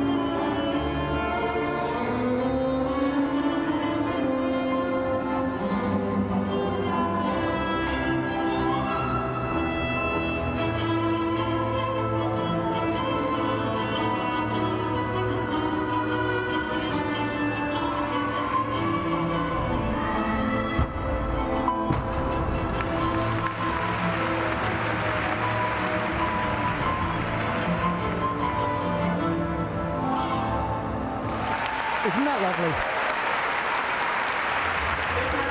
One of the best things about it is that the tumbling passes don't seem to have a start and an end.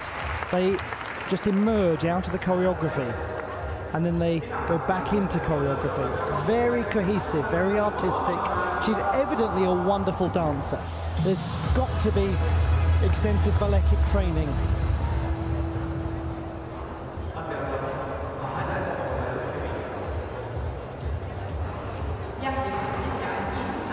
Somebody with a real feel for musicality. Her landings were really crisp too.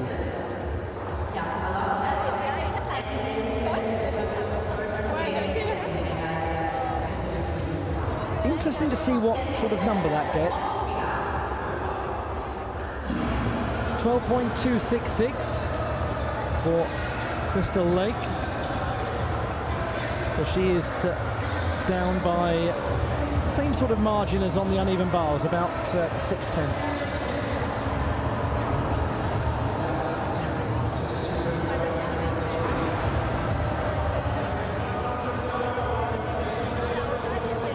Just to confirm for you that Elise Letrange-Moaki has chosen to withdraw. She seemed to be in a state of discomfort after the dismount on the uneven bars, was walking a little awkwardly, and well done to her for making the call to go no further with the competition and not risk anything, and we wish her the very best.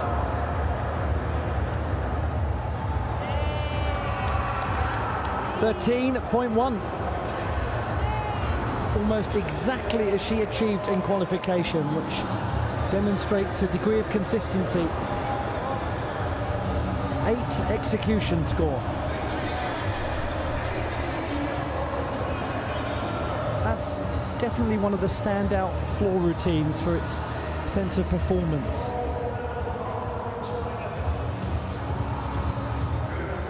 We have the apparatus finals taking place tomorrow over 2 sessions. We start at 1 p.m. local time here in Germany. Hope you'll be able to join us for it. It should be tremendous entertainment.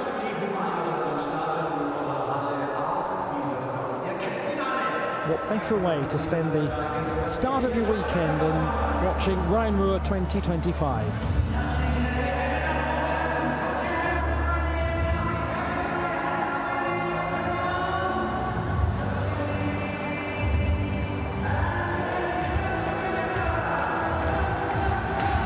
Now this is going to be a really interesting portion of the competition.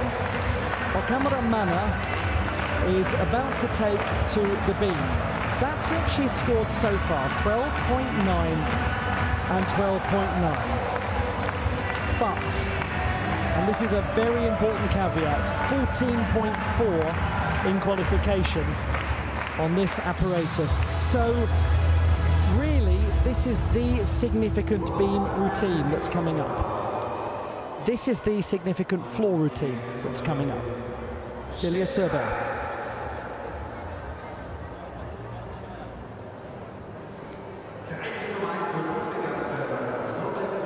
Second place after the second rotation.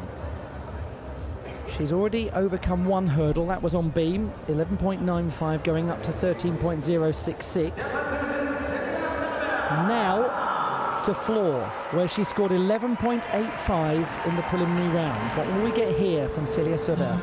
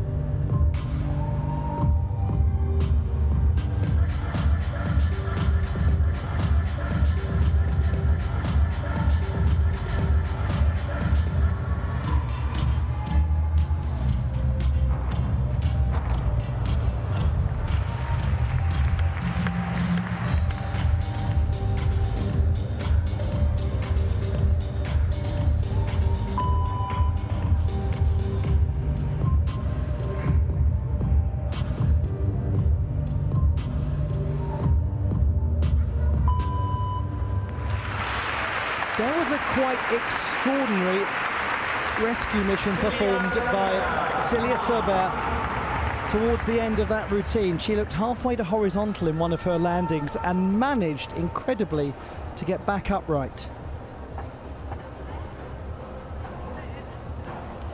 Great amplitude. Sense of authority to the vast majority of that performance. We'll come back to it in a moment.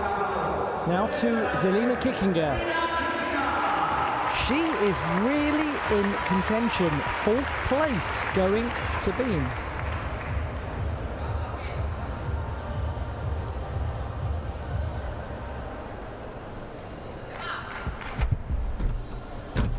This is where she can be very good. Lots of connected elements attempted at the start. Silver medalist at the Bulgaria World Challenge Cup. And then off. Oh. How very unfortunate, because she'd begun ever so well.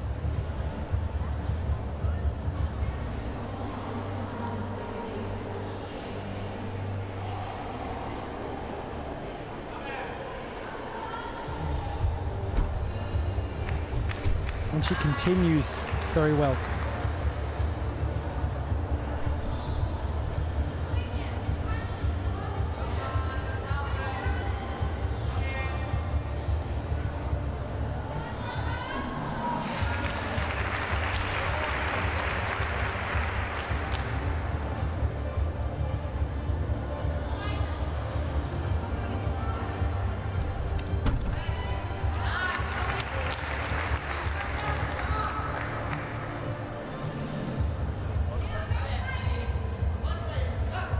She's showing great character.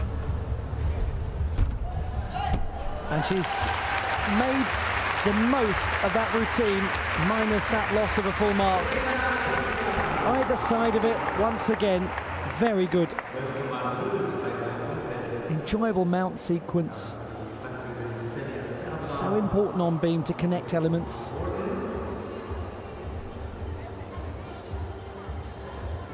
bonuses abounding if you can do it.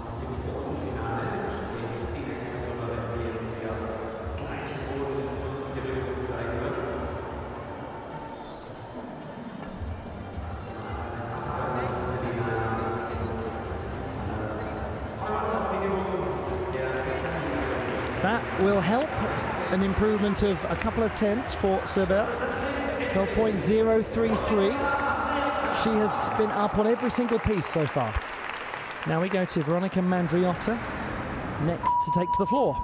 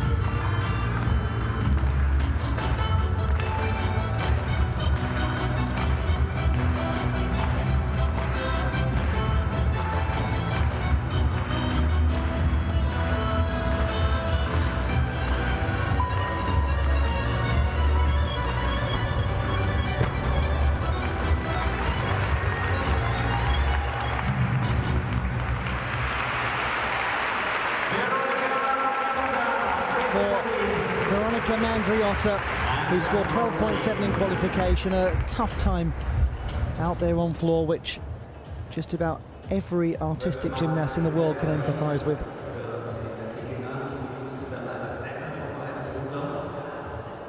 Some of her tumbling showed enormous poise and control. And I just remind you again that none of the gymnasts have had much rest period. We have to bear that in mind. 12.333. Kicking down by over half a mark from qualifying. Let's go to Jade van Steenkist. 8th place at the halfway stage. Holds on to her mount, coming out of the front tuck.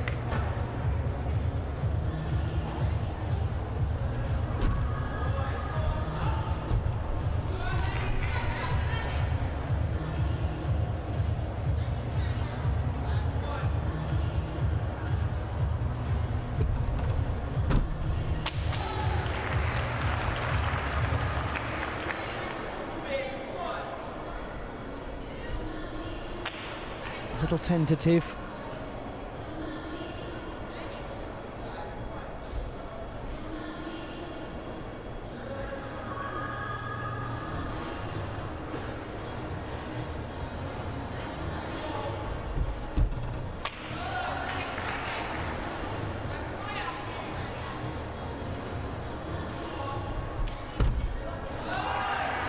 Nothing tentative about the side somersault.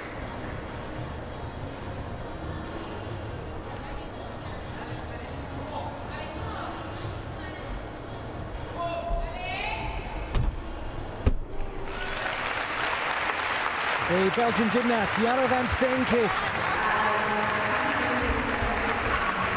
competed at the European Championships here in Germany a couple of months ago. She was in the mixed team final, the first ever mixed team final with Takumi Onoshima. They finished 6th. It's a very exciting new discipline. She was thrilled to be part of it.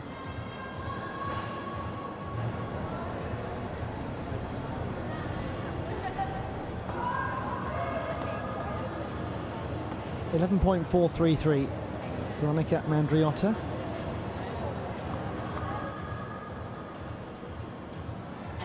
Anina Wildi next to compete on floor, and this is a useful routine. 12.55 was the qualification score. She was one of the top performers for the Swiss ahead of their European Championship trials on this piece.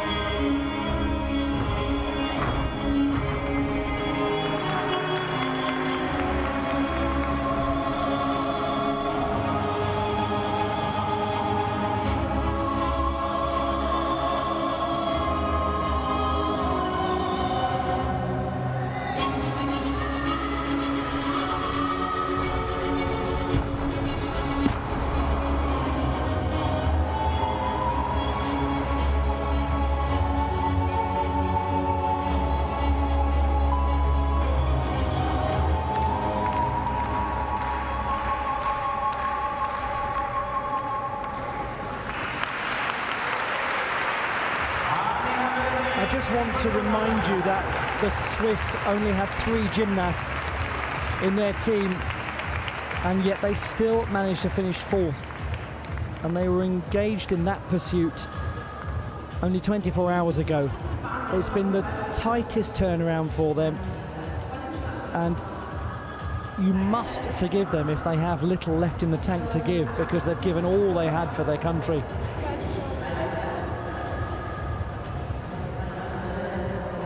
.8, Jade van Steenkist. That's very close to qualification, just a 10th down.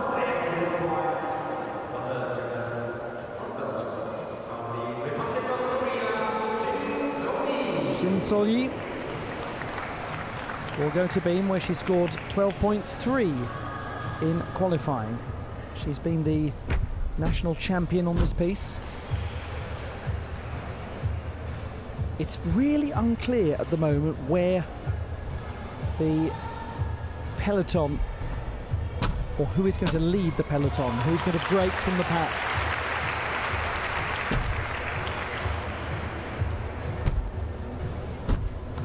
It's very apparent who the leaders are and who the particular leader is, but there are others, and Olly is in the conversation.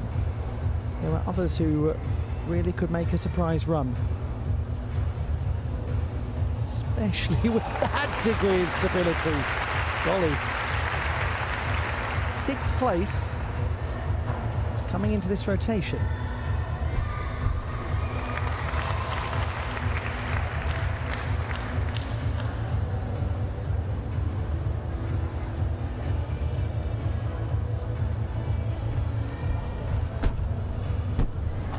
She keeps her dismount simple, but there was some nice skill selection on show.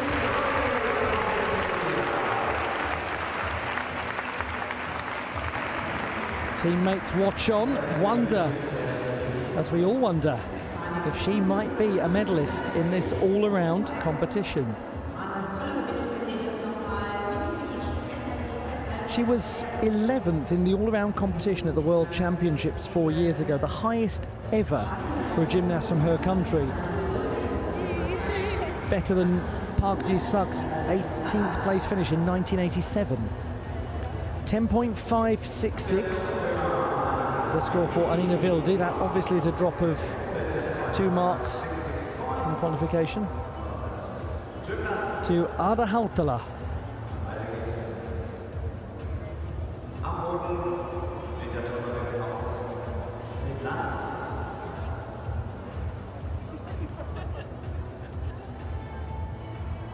Ada Hautala won the silver medal on floor at the national championships earlier this year. She also won the silver on beam and the all-around silver medal.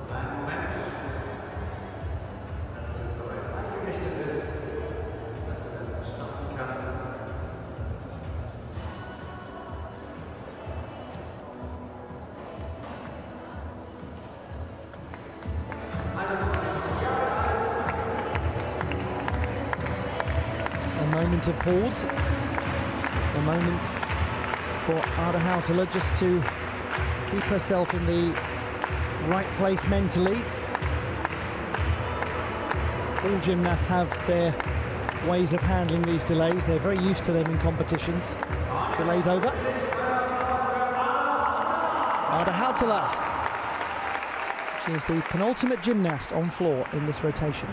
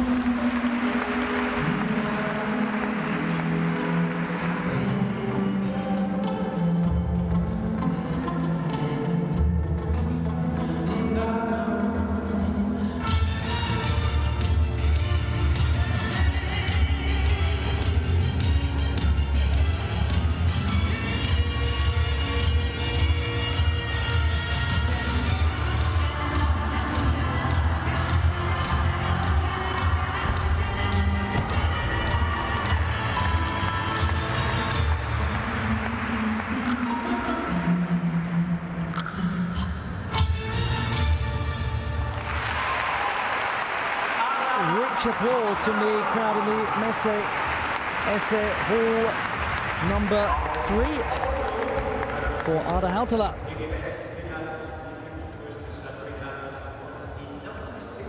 They enjoyed that with good reason. It was a bold routine. It was performed with flair, with a lot of style.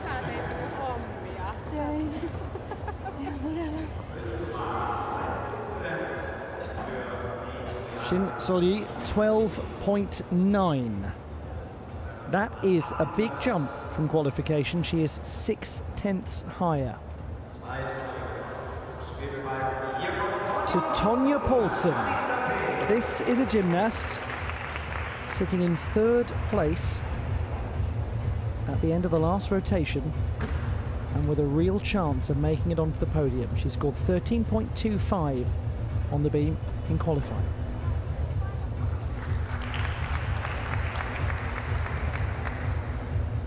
The gymnast representing Chinese Taipei.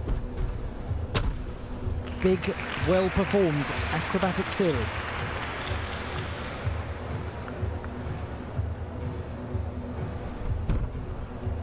Really rapid free walkover.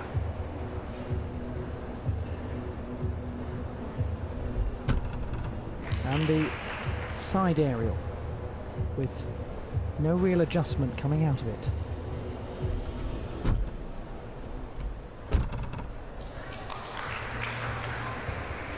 Just a momentary flicker. No flicker there. Back tuck somersault. Powerful.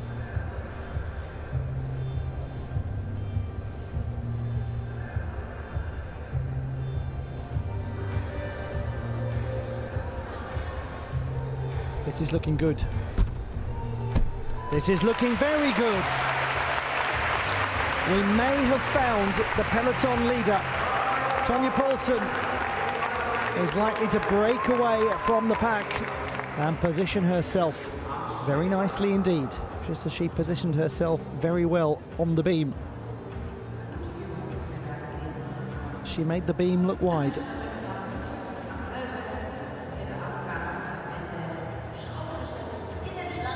and she'll be beaming widely if she gets a medal. She may well do. Just floor left. Ada Hautala in 10th place. 12.433, excuse me.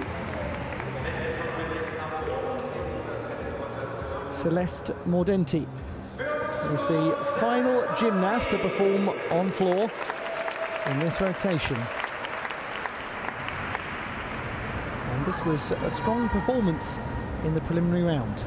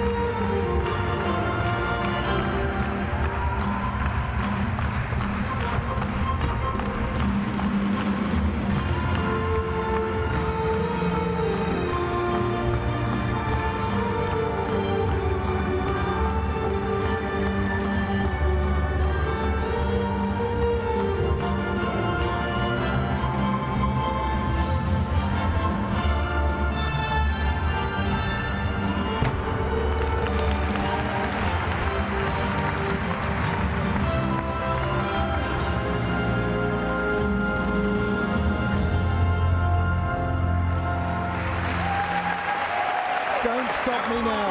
I don't think anyone could stop Celeste Mordenti if they tried. She is in the best form she's ever been in. When she was in Leipzig at the European Championship, she was moved to tears by being the recipient of the Shooting Star Award, a special award honouring the journey that an athlete has been on. I think there are quite a few more chapters left. That was more than A-OK from the student of AI.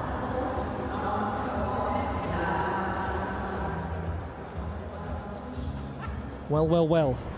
Silver medal position at the moment for Tonja Paulsen, 12.966. Now then, this is the big one. Okamura Mana, 14.4 in qualification. She is the reigning Asian Games champion on the beam. If she is to be a contender for all-around honours, it will come here.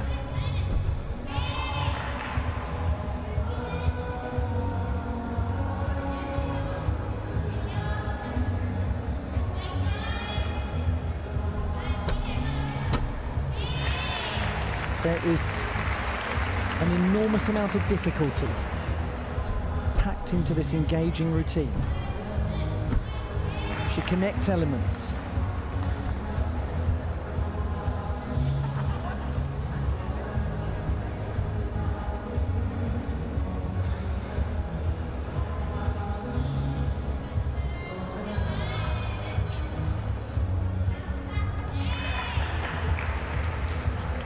Plenty of stability.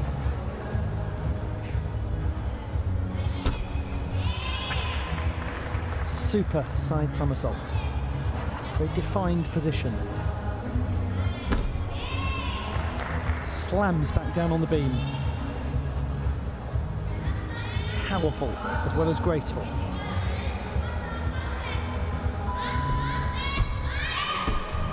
The leaderboard has been affected by that display from Okamura Mana. That was the big moment that we've been talking about since the start. She gets a lot done in that routine.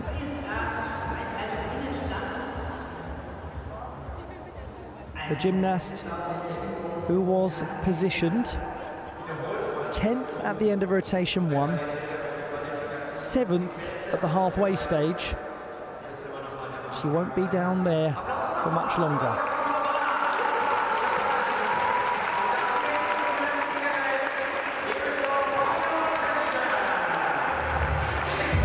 We're going to move round for the very last time. The final rotation is upon us, but the score for Okamura Mana is not yet. 12.433. Well done, Celeste Mordenti. Virtually the same as her qualifying score.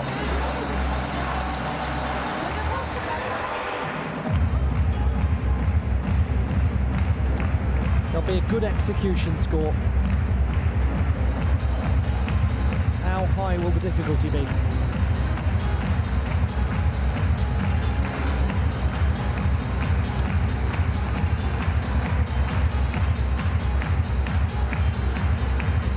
Japanese fans wait for the number.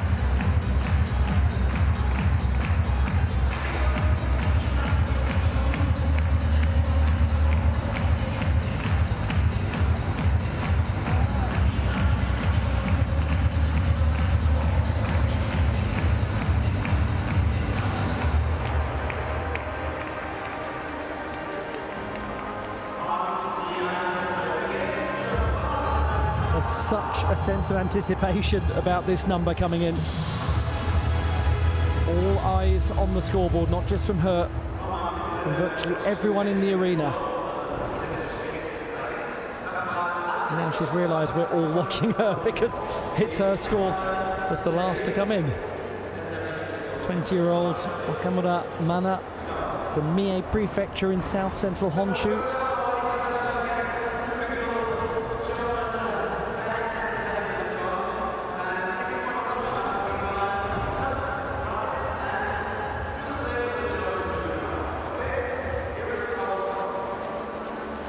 14, she's gone into the silver medal position.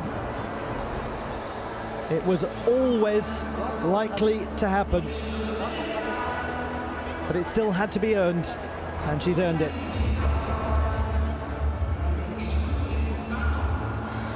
After rotation number 3, it's Japan 1 and 2, Miyata Shoko and then Okamura Mana. Tonya Paulson of Chinese Taipei is so close to Okamura, and it is possible that she could go beyond her. And we'll talk about that in more detail in a moment. Shin Sori is now leading the peloton. We can't rule out Celia Serber either, because she's going to vault next. And she has got a decent vault upon which to draw. Serber's one that we might really keep an eye on, actually.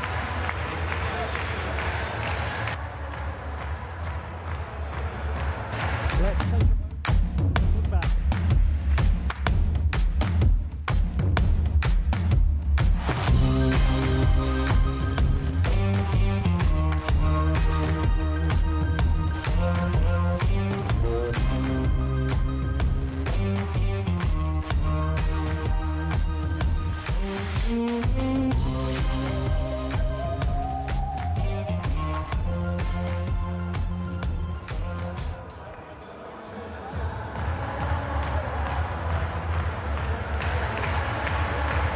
We go to rotation number 4, and we're really going to be interested in Celia Serber, who will be vaulting, because there is potential for her to make a run for the podium.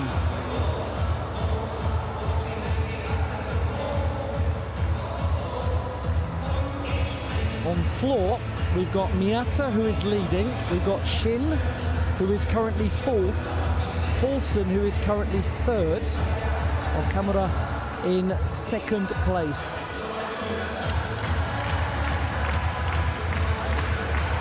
While everyone's having lots of fun, let's talk about mathematics, because that's lots of fun, isn't it? The mathematics of this final rotation. I love the fact that everyone stopped clapping the second I mentioned mathematics. Celia Serber is going to vault next. Her qualification score was 12.95. So if she can get around 13, then she's certainly in the mix.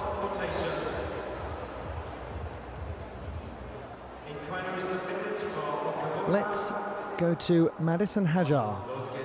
She'll vault first in this final rotation. Good luck to all of these gymnasts as they conclude their competition. Well done to all of them for making this final. It's a great accomplishment, whatever position they end up in. And she vaults well.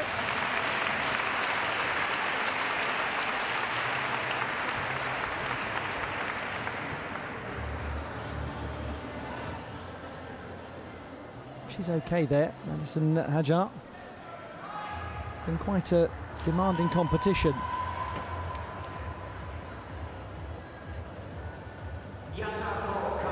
She's very central.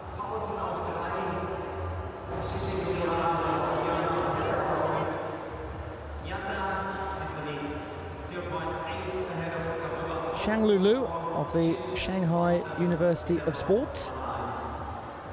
Now she will go to the floor. She scored 11.2 in qualification. She comes into the final rotation in 6th place.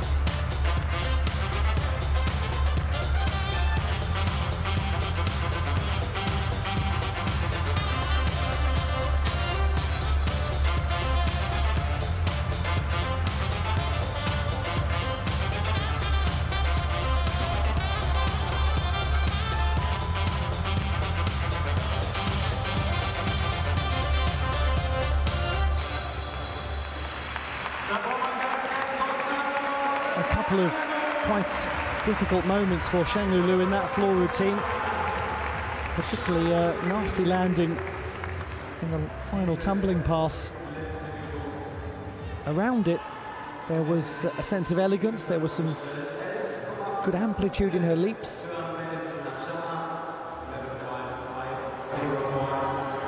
She seems to be okay, and that's what is really of fundamental importance at the moment.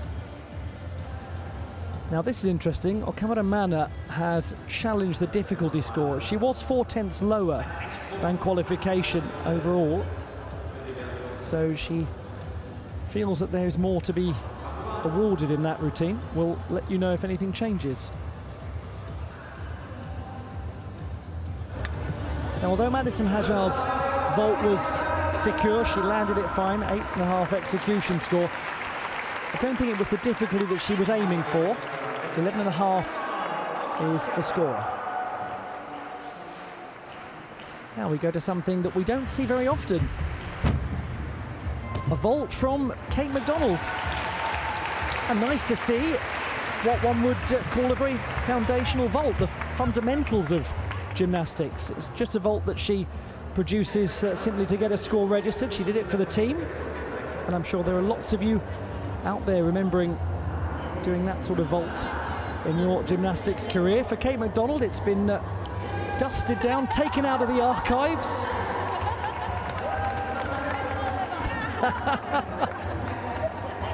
That's a vault from somebody who doesn't vault very often and is very happy to have got it done.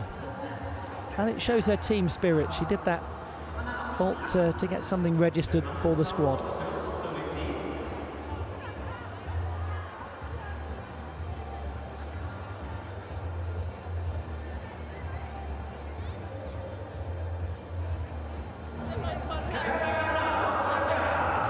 Did she just say that's the most fun she's had on vault ever? 10.633 for Shangulu. She's in the gold medal position. Crystal Lake, the next gymnast to go.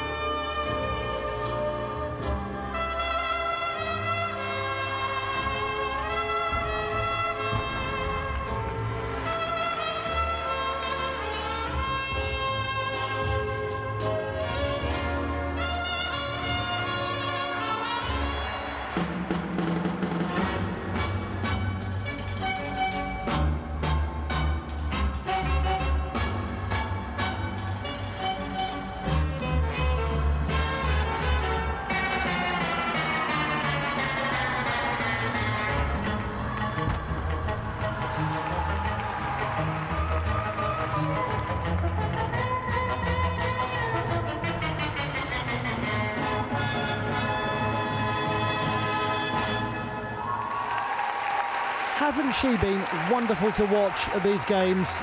The Scottish champion, Crystal Lake, also a silver medalist on this apparatus at the Northern European Championships a couple of years ago.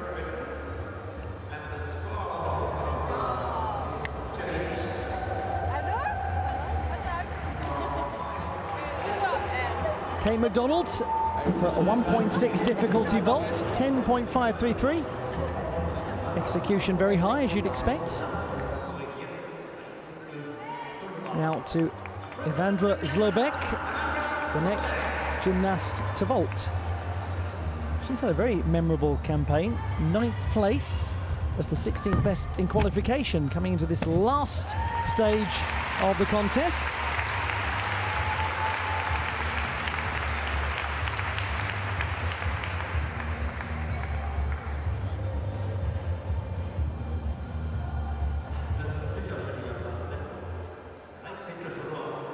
Full twisting Yurchenko. I wonder if she's going to be one of the gymnasts who finishes way above her qualification standing. She scored 12.35 in the preliminary round for that vault. Now, when you inquire, scores can go up, but they can go down. The superior jury has removed on their second assessment of the vault, of the beam routine of Okamura 3/10. So she's gone from 14 down to 13.7. Will that change the overall standings at the end of this? We'll find out. 12.666 for Crystal Lake. She's in the gold medal position, the Scottish champion. Now we will see Zelina Kickinger. Fun routine, this on floor.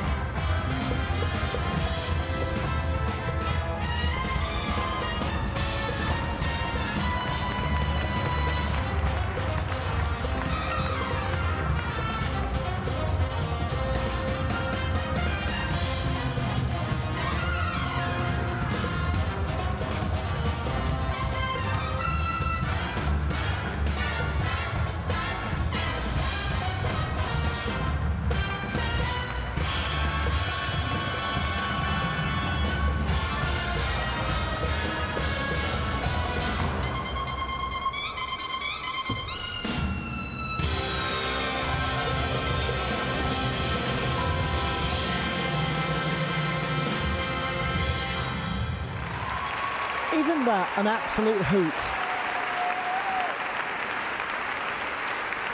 The arena was full of smiling people watching it. She had some imprecision at points in the tumbling, which will lower the execution, but she had, as you always get with Zelina Kickinger, just full commitment, absolute determination. Into the gold medal position goes Evandra Zlobek, 12.766. Her vault way better than qualification by almost half a mark. This is the vault of Celia Serber. And it is very good, with lots of amplitude. She is one of the ones we're really watching to be a potential medalist, because she's in 5th position, but has the advantage of finishing on vault where others are finishing on floor. Very central. 4.2 degree of difficulty.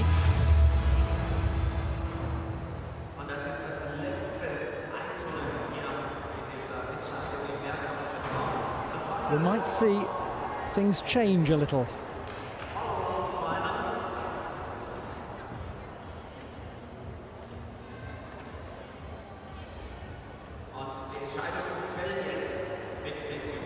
She's had a brilliant couple of days.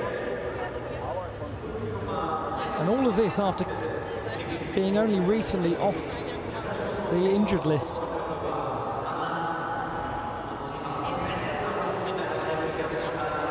She's been such an important part of the national team for a very long time. She was the reserve gymnast for the Olympic Games.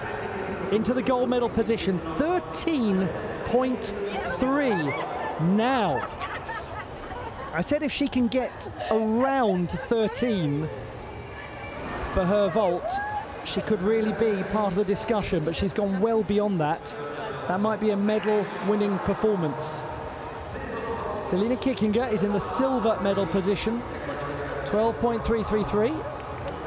She's just noticed that everyone is seeing her on the big screen, because the scoreboard that the athletes look at is right next to the overall camera work, where they can see what the viewers at home are seeing.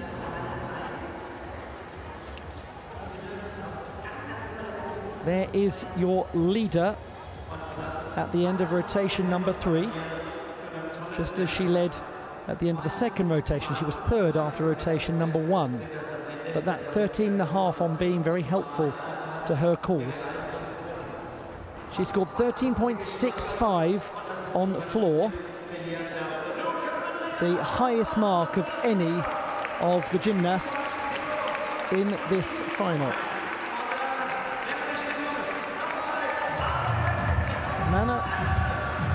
Cameron Manna, I should say, has seen things change a little because of the loss of the 3/10 on beam. Not the outcome she was hoping for when she challenged that score. I'm sure there are many of you out there who will be breaking that down into fine detail and looking at the intricacies of it. It'll be interesting to see the conclusions you've come to. What about her? Tonja Paulsen, the gymnast in 3rd place at the end of the previous rotation. Now, her floor score was 12.8 in qualifying. Let's compare that to Cameron Manna, whose score was 12.25. Is it possible for Paulsen and Serber to potentially go beyond Okamura? I'm throwing questions out into the ether. I'm not sure of the answers to them, but I do think we could be in for a quite dramatic finish.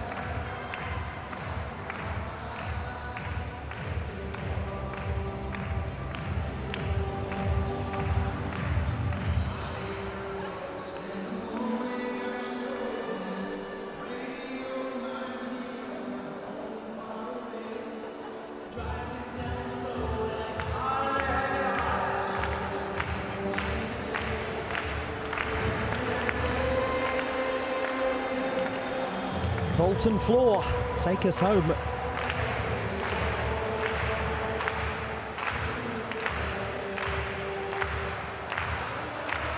Do sing along at home if you wish. Oh, no, your time's run out. On we go.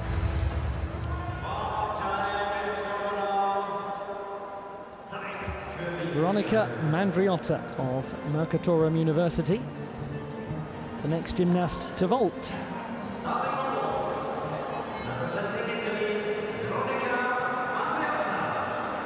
She was the 14th best in qualification. We'll try to conclude her campaign as strongly as possible with what should be, if all goes according to plan, a well-performed vault. And it was a little crumpled. Now, she was indicating on the vault board the 1.5 twisting Yurchenko, and I think very wisely stayed just with a full twist so as not to push the difficulty. It's been a tough competition for her.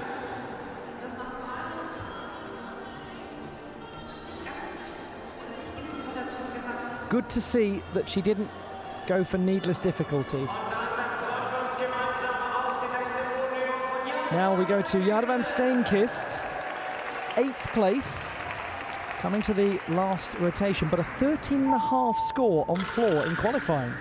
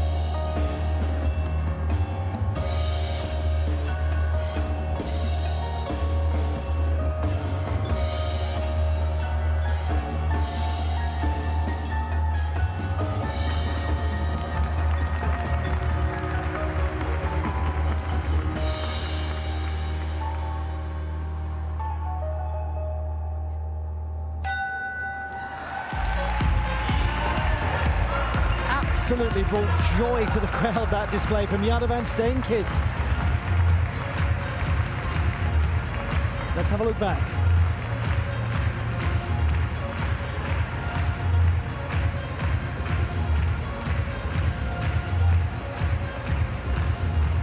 Now, it might be asking a little for her to go beyond Celia Serba. She needs a score of close to 13.9 to do it. She got 13.5 in qualification. 12.233 for Veronica Mandriotta. Now to the vault of Anina Vildi. 12.85 for this one in the preliminary round.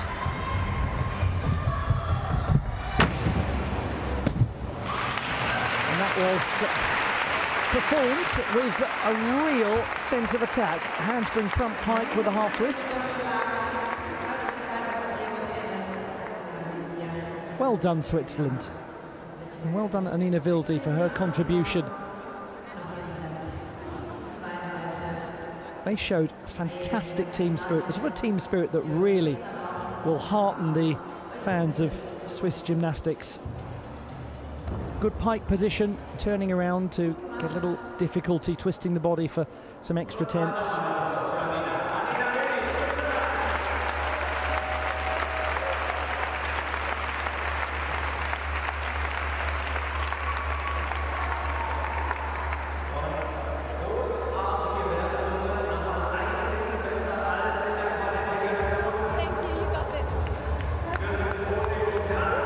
What a great performance on floor.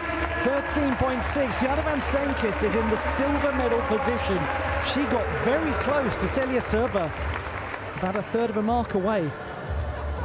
Shin Soli will now perform on floor. She scored 12.8 in qualification.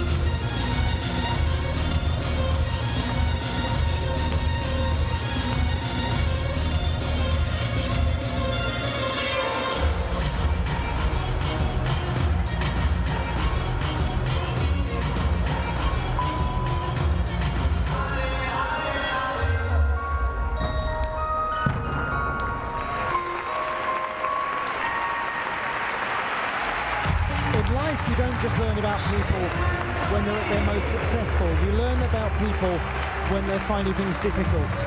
There have been gymnasts who found this all-around final tough. They have persevered incredibly admirably.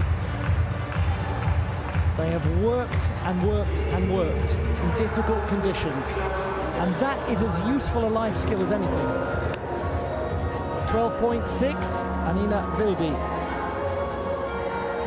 Close to qualifying, a quarter of a mark down. Ada Hautala is the next gymnast to take to the vaulting table.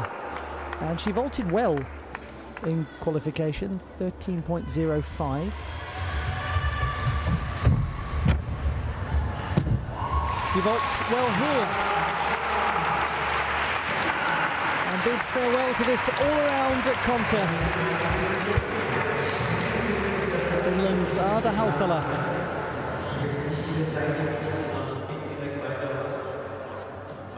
How hard she's worked to get back from injury. How much she must have dreamed of moments like this during the time when she couldn't compete again.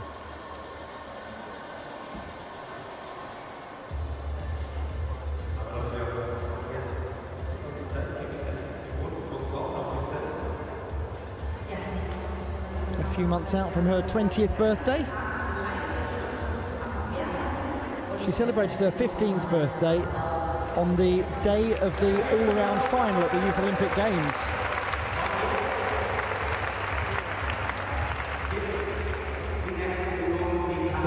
.766, the score of Shinsori on floor. Still, Celia Serba leads. Now this is going to be very interesting because Celia Serba is leading 52.032. Tonya Paulsen scored 12.8 for her floor performance in qualification. Guess how many marks behind Celia Serba she is? 12.8 exactly.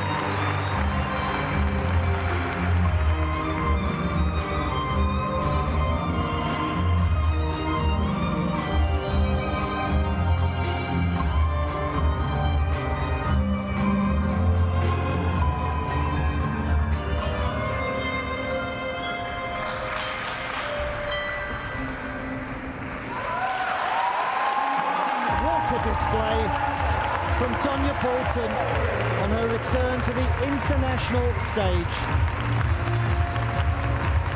The gymnast representing Chinese Taipei with another fabulous performance. Some super tumbling on show here as well. Whichever it is of Serba or Poulsen that goes into the lead, and it is Serba currently leading, they're both going to make it very hard for Okamura Mana. Ada Hautala is in 7th place, 13 for her vault. I'll just remind you, Poulsen needed just beyond 12.8, which is what she scored in qualifying. Now to Celeste Mordenti, one of the top qualifiers for tomorrow's vault final.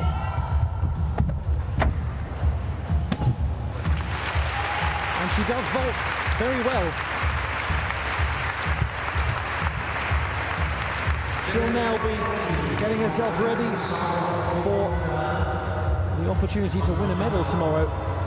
Does struggle to keep the legs straightened in that Yurchenko full twist.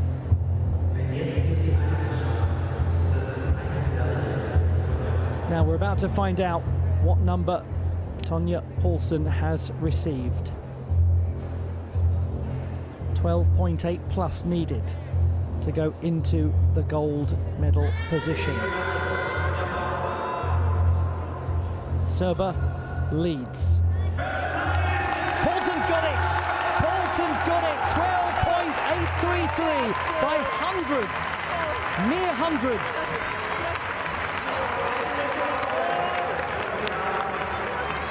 An incredible accomplishment.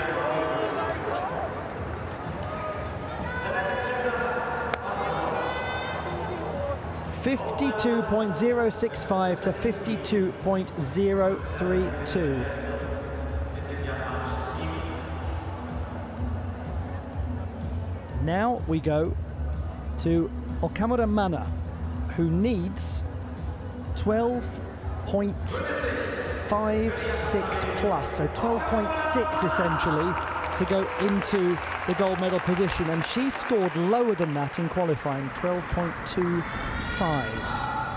She can score well beyond it.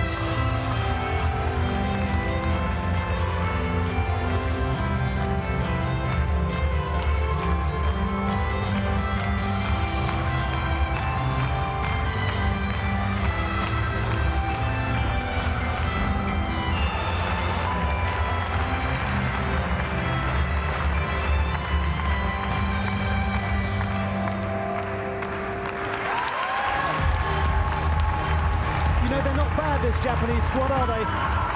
Okamura Mana, a lovely piece of work on floor, and how nice, considering where we are, to have the music of the German composer Johann Pachelbel, obviously a very modern interpretation of some Baroque music, more like Baroque and roll for Japan if they manage to get first and second on the podium, and they've got a great chance of it.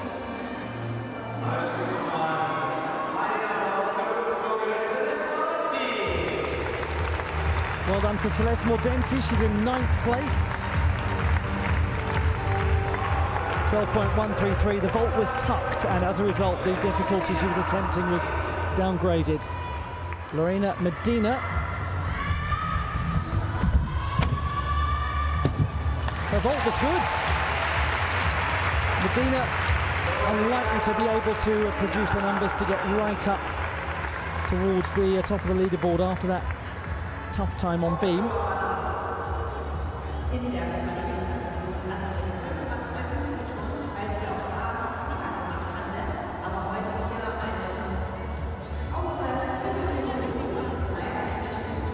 Tonja Paulsen is guaranteed a medal. What will the colour be?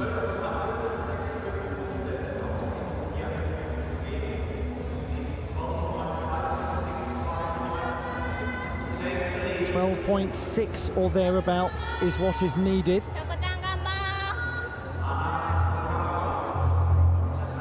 And now it is her turn to wait. Okamura scored 12.25 in qualification.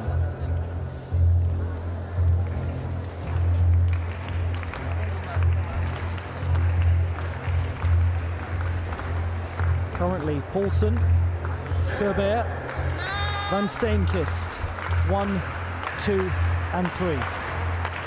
Where does Okamura Mana feature? She has comfortably gone into the gold medal position, 13.366. And let us be frank, there wasn't really much doubt about it after that performance on floor. She's gained almost a full mark compared to qualification. So Paulsen is in the silver medal position. And now we go to Miyata Shoko. And she needs only a score of around 12 1/4. In qualification, she scored 13.65. Her chances are very, very good, as is her floor routine. She did so much for the team yesterday. This one's for her.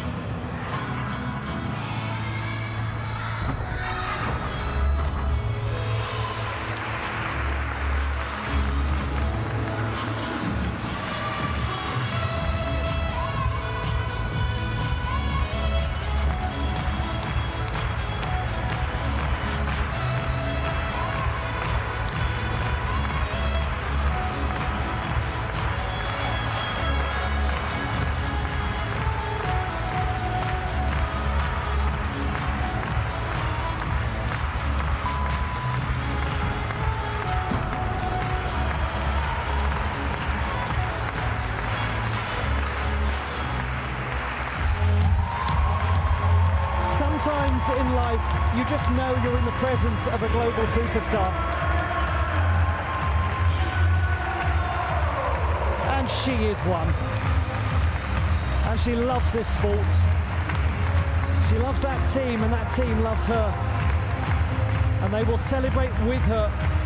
Okamura Mana, true team spirit in the Japanese ranks as they continue to dominate Rheinruhr 2025.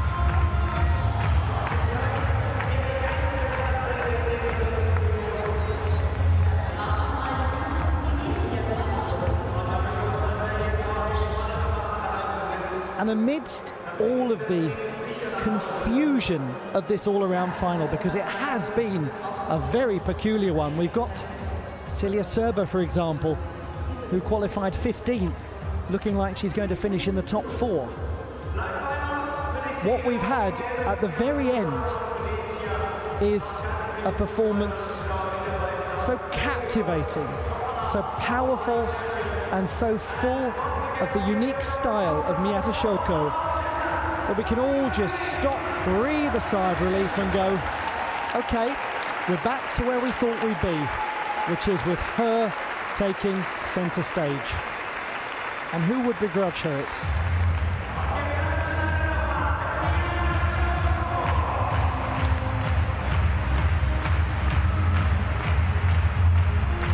I think there might be quite a big reaction from her when this score comes.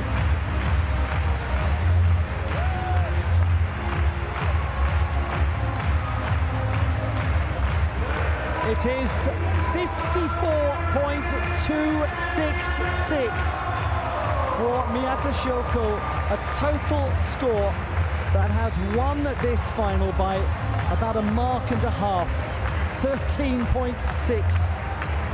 I thought there might be a big reaction from her, but actually she's just celebrated with her own teammate very quietly.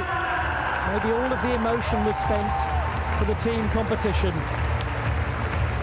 There's no doubt which nation is in full control of artistic gymnastics at Rhine-Ruhr 2025.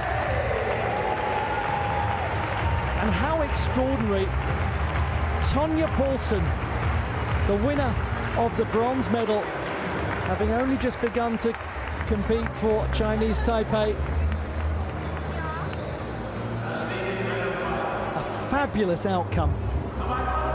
She too returns from the wilderness.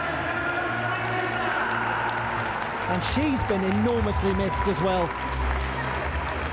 All of the University of California, Berkeley fans will be bouncing around the living rooms right now. So excited to see her go to the collegiate scene. And now the emotion has hit her. Miyata Shoko, quietly, the tears are there. Anything but quietly, she has returned.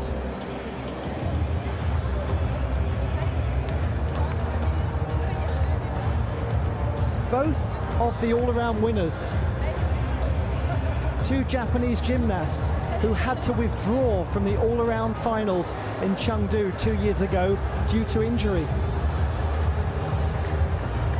A date with destiny, one might say. She's got a few more dates with destiny to come. You just watch and wait.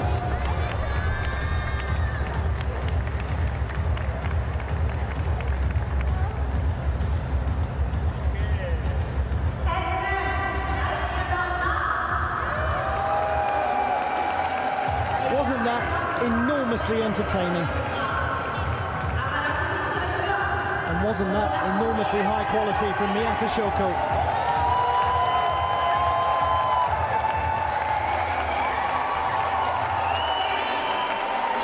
The Japanese team have been clear favourites throughout. It can be difficult to handle the pressure of being favourites, allegedly, because you wouldn't know it watching them.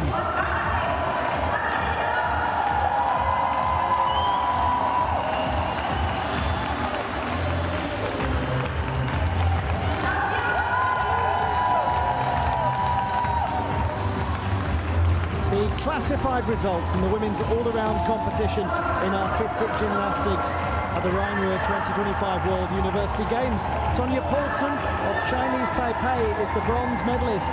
Okamura Mana of Japan wins silver, and her teammate Miyata Shoko takes the gold. A clean sweep for Japan so far at these games.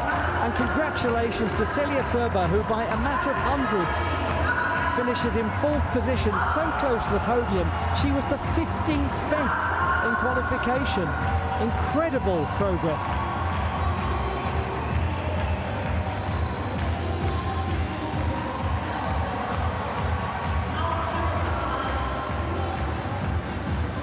We look down the standings at all the gymnasts who played their part, and we wish the best to Elise Letrange-Mouaki, who was not able to finish this competition. We hope that she will recover and in due course return to the international stage. We're going to bring you the victory ceremony very soon. Do stay with us, please, to enjoy more Japanese jubilation in the Rhine-Ruhr region.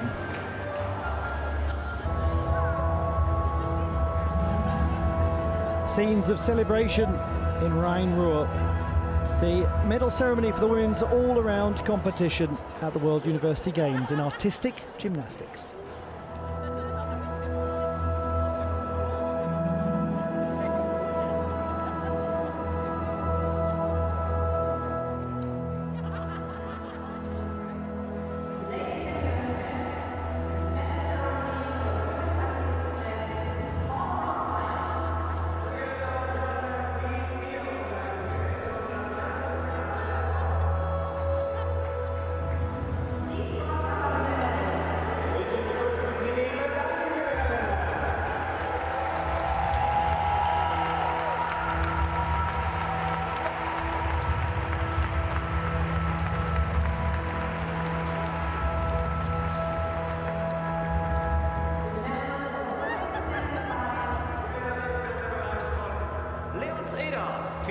President.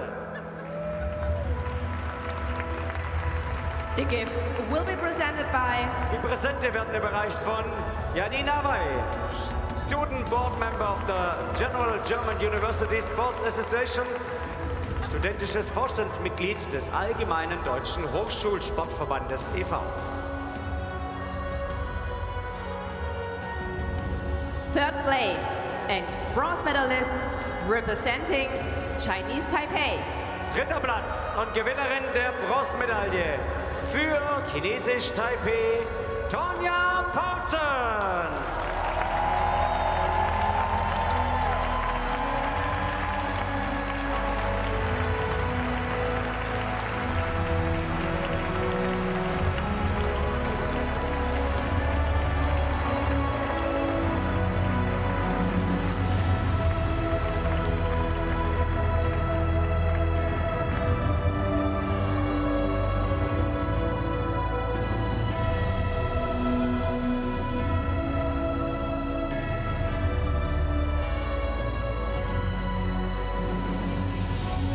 Second place and silver medalist representing Japan. Zweiter Platz und Gewinnerin der Silbermedaille für Japan, Okamura Mana.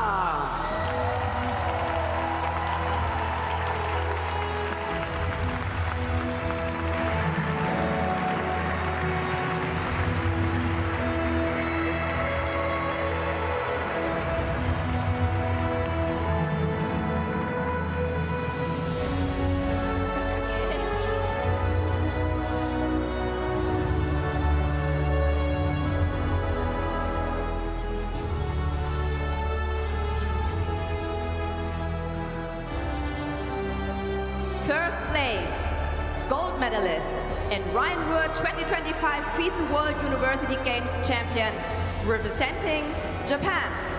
Erster Platz, Gewinnerin der Goldmedaille und der Rhine-Ruhr 2025 FISU World University Games für Japan, Miyata Shoko.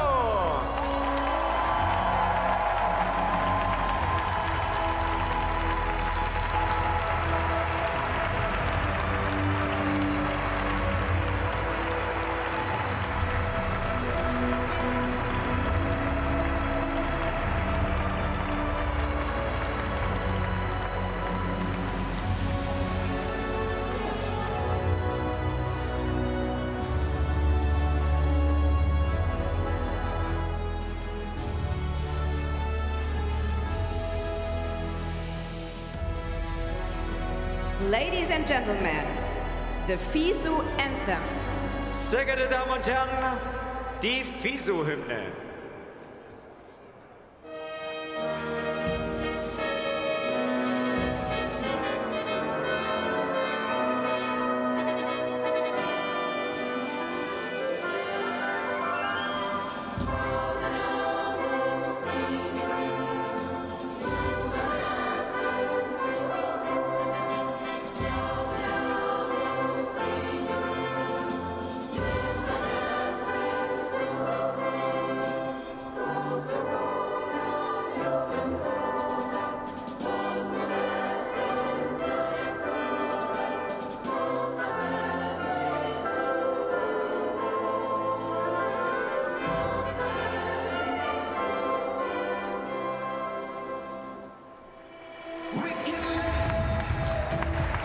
Ladies and gentlemen, your Rheinwood 2025 medalists.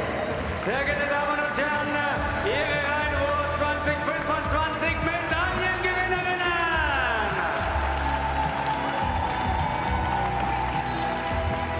The medalists in the artistic gymnastics women's all-around competition at Rheinruhr 2025. It's quite some podium, that, isn't it? It is what one might call a feel-good podium. And maybe there's a message that comes from it. There are some gymnasts there who have had spells away from international competition, and look where they are now. At the World University Games, a celebration of young people, a celebration of the progress that young people can make, the contribution they can make to society. Perhaps we all do well to remember to never write a young person off, to always leave a door open, to always give them a chance. You give them a chance, and the future's in safe hands.